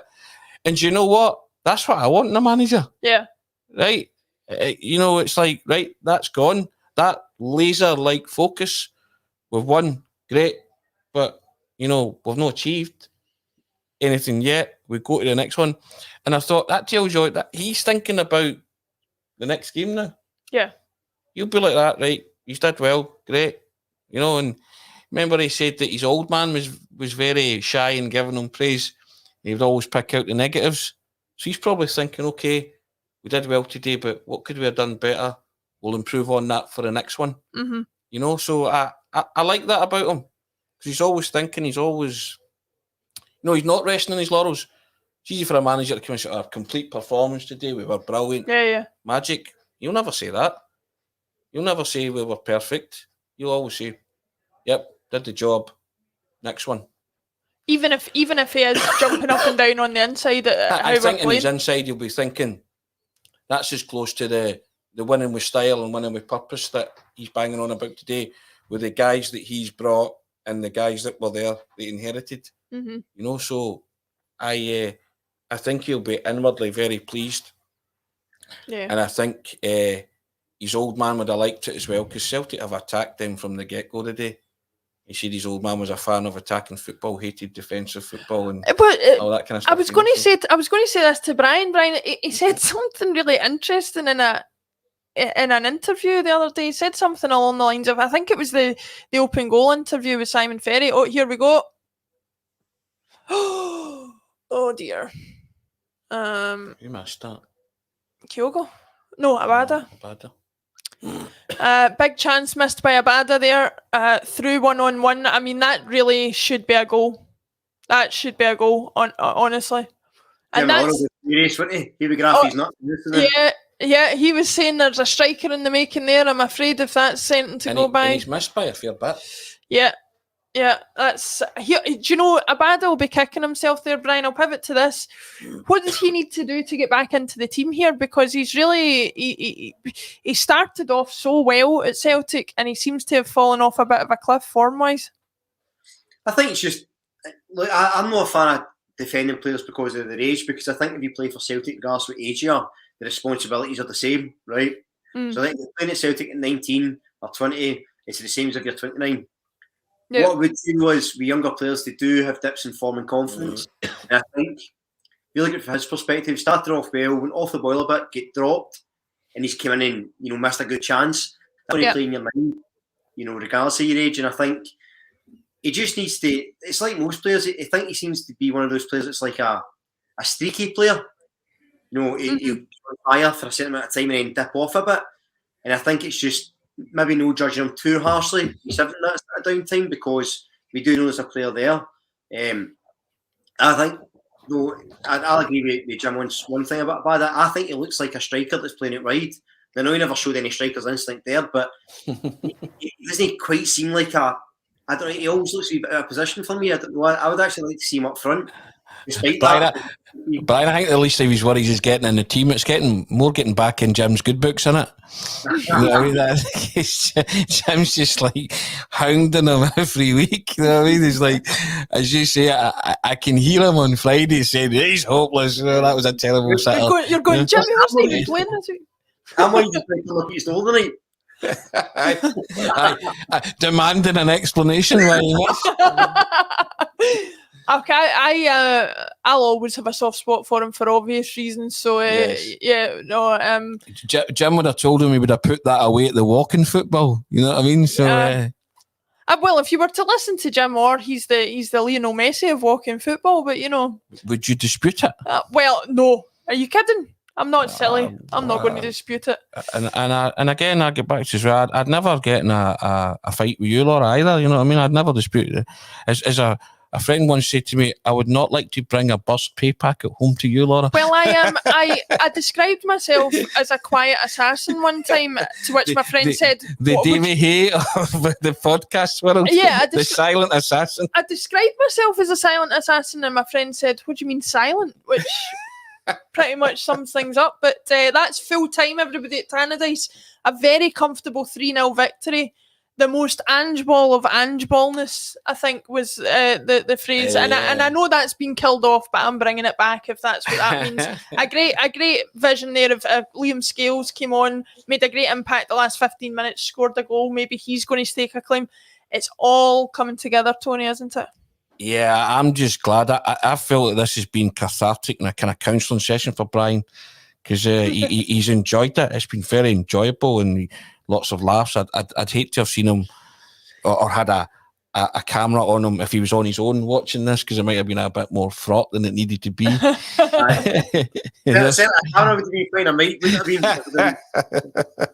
I'm going to ask you this question, and I'll come to you first, Brian. Who was your standout performer from that team today? I mean, there's plenty to pick from, but who would you go with? It's that. I mean, I'm tempted to say Rogic, but I've got to go with McGregor. Right. I think that he kept everything moving, ticking along. It was the new captain's performance. His reaction when Turnbull, was attacked, was key. I think he was in the right places at the right times, and I think it was just that again. I feel like he's indicative of everything good about Celtic at the moment, McGregor. So I would go with him. I'm happy to be, if somebody, I've missed somebody, then fair enough. But I think he was at a top man today, and he's the real reason why we've been so successful so far. Yeah. I'm just interested there. There was a slow motion of Turnbull and Kyogo celebrating with each other, and Turnbull said something to Kyogo. I'm not sure if Kyogo understood it or whatever, but we'll go with it. But they seemed pretty happy with each other anyway. Tony, who would you go with? Do you agree with Brian? Is it McGregor for you? I agree with that completely. Yeah, he's kept it. When McGregor plays Celtic, tick bottom line. But again, McGregor's contribution has been invaluable. But every player in that team was an 8 or a 7 today, maybe even a stroke 9 for McGregor possibly. But certainly lots of 8s, and maybe poor Mikey Johnson. Not up to that standard, and Abada not up to that standard. Listen, I'm not one for giving people an easy pass, but I think we'll give Mikey a pass today. After give him that a pass today. That's fair enough. But I think they won. Yeah, they were the one regardless of who played in the team. I didn't see match-winning contributions from Mikey when he had a chance. So that's what I'm saying. I think he could have produced more, especially if you're hungry and you want to make some kind of impression. But I just think that he was swept along with the the general play of the team, which was very good. Yeah, start to finish. no, I think it was great. I think for me, obviously you've both gone McGregor. I think personally, even though he probably could have put away more of the chances, I really loved what Kyogo brought to the team today. I thought the nuisance he made of himself made opportunities for other people. I thought his work rate was tireless. I think what I like about him is he obviously loves scoring goals more than anything else, and yet he doesn't let it completely put him off his game when it doesn't happen. So many times you get strikers out there who throw the toys out the pram if it's not going their way in front of goal and then refuse to contribute anything else to the team. Kyogo will never fall into that category by all appearances. And the great thing about Ange and his man management, that's what he'll probably stress to Kyogo. I've loved everything that you did today, but the one thing you didn't do was score. That's how this can be better. Yeah. Moving forward. And that's kind of constructive, isn't it? As opposed to pointing out any kind of weakness. Yeah. And Brian, another performance that I was quite impressed by, and I'm taking the opportunity to do this because I gave him such a hard time when he came into the club, but Joe Hart had a couple of decent saves to make there, and arguably a situation like today where the concentration was likely, had to be higher for him because he was not getting bothered as much. Are you impressed with a performance like that as much as a performance where he's having to block everything coming at him, given that, he's obviously had to keep his eye on the ball throughout today? Yeah, well, I think one of the key things for a keeper in a game like this is, say it was still 1-0 and we were absolutely dominating as we were, and he flaps it across and the ball goes in. That changes the game. That's the hard thing with being a goalkeeper, right? Because you can do 10 things right, but if you do one thing wrong, that's what everybody remembers. So, he's doing his job, he's keeping composure. And I've said it for the start of the season, I don't think he's the world's greatest keeper. I do question his ability at times, but I can't question what he brings to the team. In terms of an upgrade in quality for Barcast and Bain to Joe Hart, it's huge. And what he does is he gives that back for his confidence, I think. I think they know if we make a mistake, the big man's got it. And I think that's essential. And again, a game like today where it was almost a complete performance. Maybe they score, suddenly it takes the shine off it. A keeper mistake, a deflection, anything could happen and change the game, and he had kept clean sheet. Fair play to him, more confident him and his defenders. Special shout out as well for big Carter Vickers. I don't know what happened that he missed the game before. Hopefully everything's all right with the big man in his personal life. You never want to hear that. Yeah. But the big man absolutely cruised it. He was. I think he's been excellent for the start of the season anyway. But he was a big Rolls Royce today. Yeah, cruised it. So special mention for him as well. Yeah. The whole defence cruised it. Did they know? Starfelt. Taylor as well. We ran about Taylor, yeah. Brilliant. Really good. So, performance. Any worries you had about chopping and changing your defence were quickly negated with that today. That was as dominant as it gets. I wouldn't mind seeing the possession stats and shots at goal and stuff like that, because I thought it was pretty emphatic. Oh my goodness, folks! Tony must be in a good mood. He's asking to see stats here. My goodness. But I thoroughly enjoyed that game. I thought it was, and I think to raise the point that you both made about the defence, Paul and I talked about it in the post match after the Hearts game. The defensive unit seems to be working as exactly that now, a unit, and they seem to be able to bring players out, bring players in.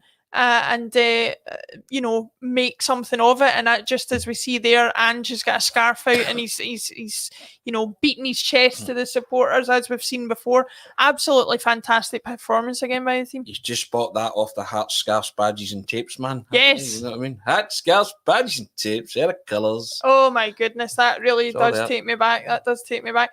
I do you know something? I was quite gutted because I was at the game on Sunday against Aberdeen. Don't know if I was interviewing Ange Postecoglou. I don't know if you know. Did you? Yeah. Well, you should make a donation every time you mention that. Jeez, targeting days. I'd be broke, honestly. But no, I was quite gutted because I don't know. Somebody can tell me this because I'm not a regular match score get your helmets on, everybody. Ooh. But I selected the print at home option for the ticket. Now, I don't know if you can get what is considered to be a standard ticket now for Celtic Park, but I know that a lot of folk will be gutted. You know, a piece of paper that's printed off at your home printer is not quite the same as a ticket stub. It's certainly a ticket stub I would have liked to keep after the day that I had, but that was a fantastic performance. Tony, we've got this game against Real Betis coming up in the Europa League on Thursday. It's a bit of a difficult one because, although you never like to say it. Do you want a game, Laura? I would play yourself, and you always said you wanted to play for Celtic, so I'd rest everybody. It's a dead rubber. I wouldn't inflict that on anybody. Fish to fry. But this is the problem I was going to address to you. Is like, as much as I hate to say a dead rubber is a dead rubber, it's about as close to it as possible this game on Thursday. How do we navigate this? Bearing in mind we want to keep momentum going, but we don't want to risk injury or anything like that. It's a difficult one to manage, is it not? I really would. I would see how they were faring and say to players to make that call themselves. The ones that maybe want a rest, need a rest, and rely on your medical science to say they could be doing with a rest. And if they say that, then I would be tempted to do that. You got to play a weekend team on Thursday. Yeah. It means nothing. Every league game up until January the 2nd is vital that you win that. And Thursday, I know that there's the argument for momentum and playing a strong team, but you want to nurse this situation very delicately because you are still playing catch up in the league, and the league's a priority this season more than anything. No, absolutely. Brian, do you agree with that just before we close out for our next contributor? Yeah, absolutely. I would completely change the team. I would actually like to see the young keeper. You know, the guy, I can't see his surname, the England under-19 keeper. Yes, I'm not going to see his name. That could be controversial. I'd like to see even him getting a shot. Scales starting, Maloney starting. Give some of the fringe guys a chance, because, as Tony said, bigger fish to fry, and you know, it's more important. What we can't do is get any more injuries. You know, they gave the best performance of the season today, despite some injuries. But you're absolutely threadbare at this stage, and if you risk players against Betis and there's any more injuries, that could be catastrophic moving forward, especially with St Johnstone and the Glasgow Derby coming up. So safety first on Thursday. No, safety first, I think, is the attitude all round. And with that in mind, we will leave you today. It's been a long but very enjoyable one for myself, Tony, and Brian. We've thoroughly enjoyed it being with you all. Thanks for commenting. Thanks for donating. If you have done, sharing the link. Remember, we're here for a good cause today. We will leave you. We're going to have to hand you over to the wallflowers that are Frank McGarvey and Tommy Sheridan. I don't know if they're going to have much to say, but we'll let them have a go at it and see how they go on. Thank you, everybody, for joining us. Enjoy the rest of the charity weekender, and we will see you next week for the bulletins as usual.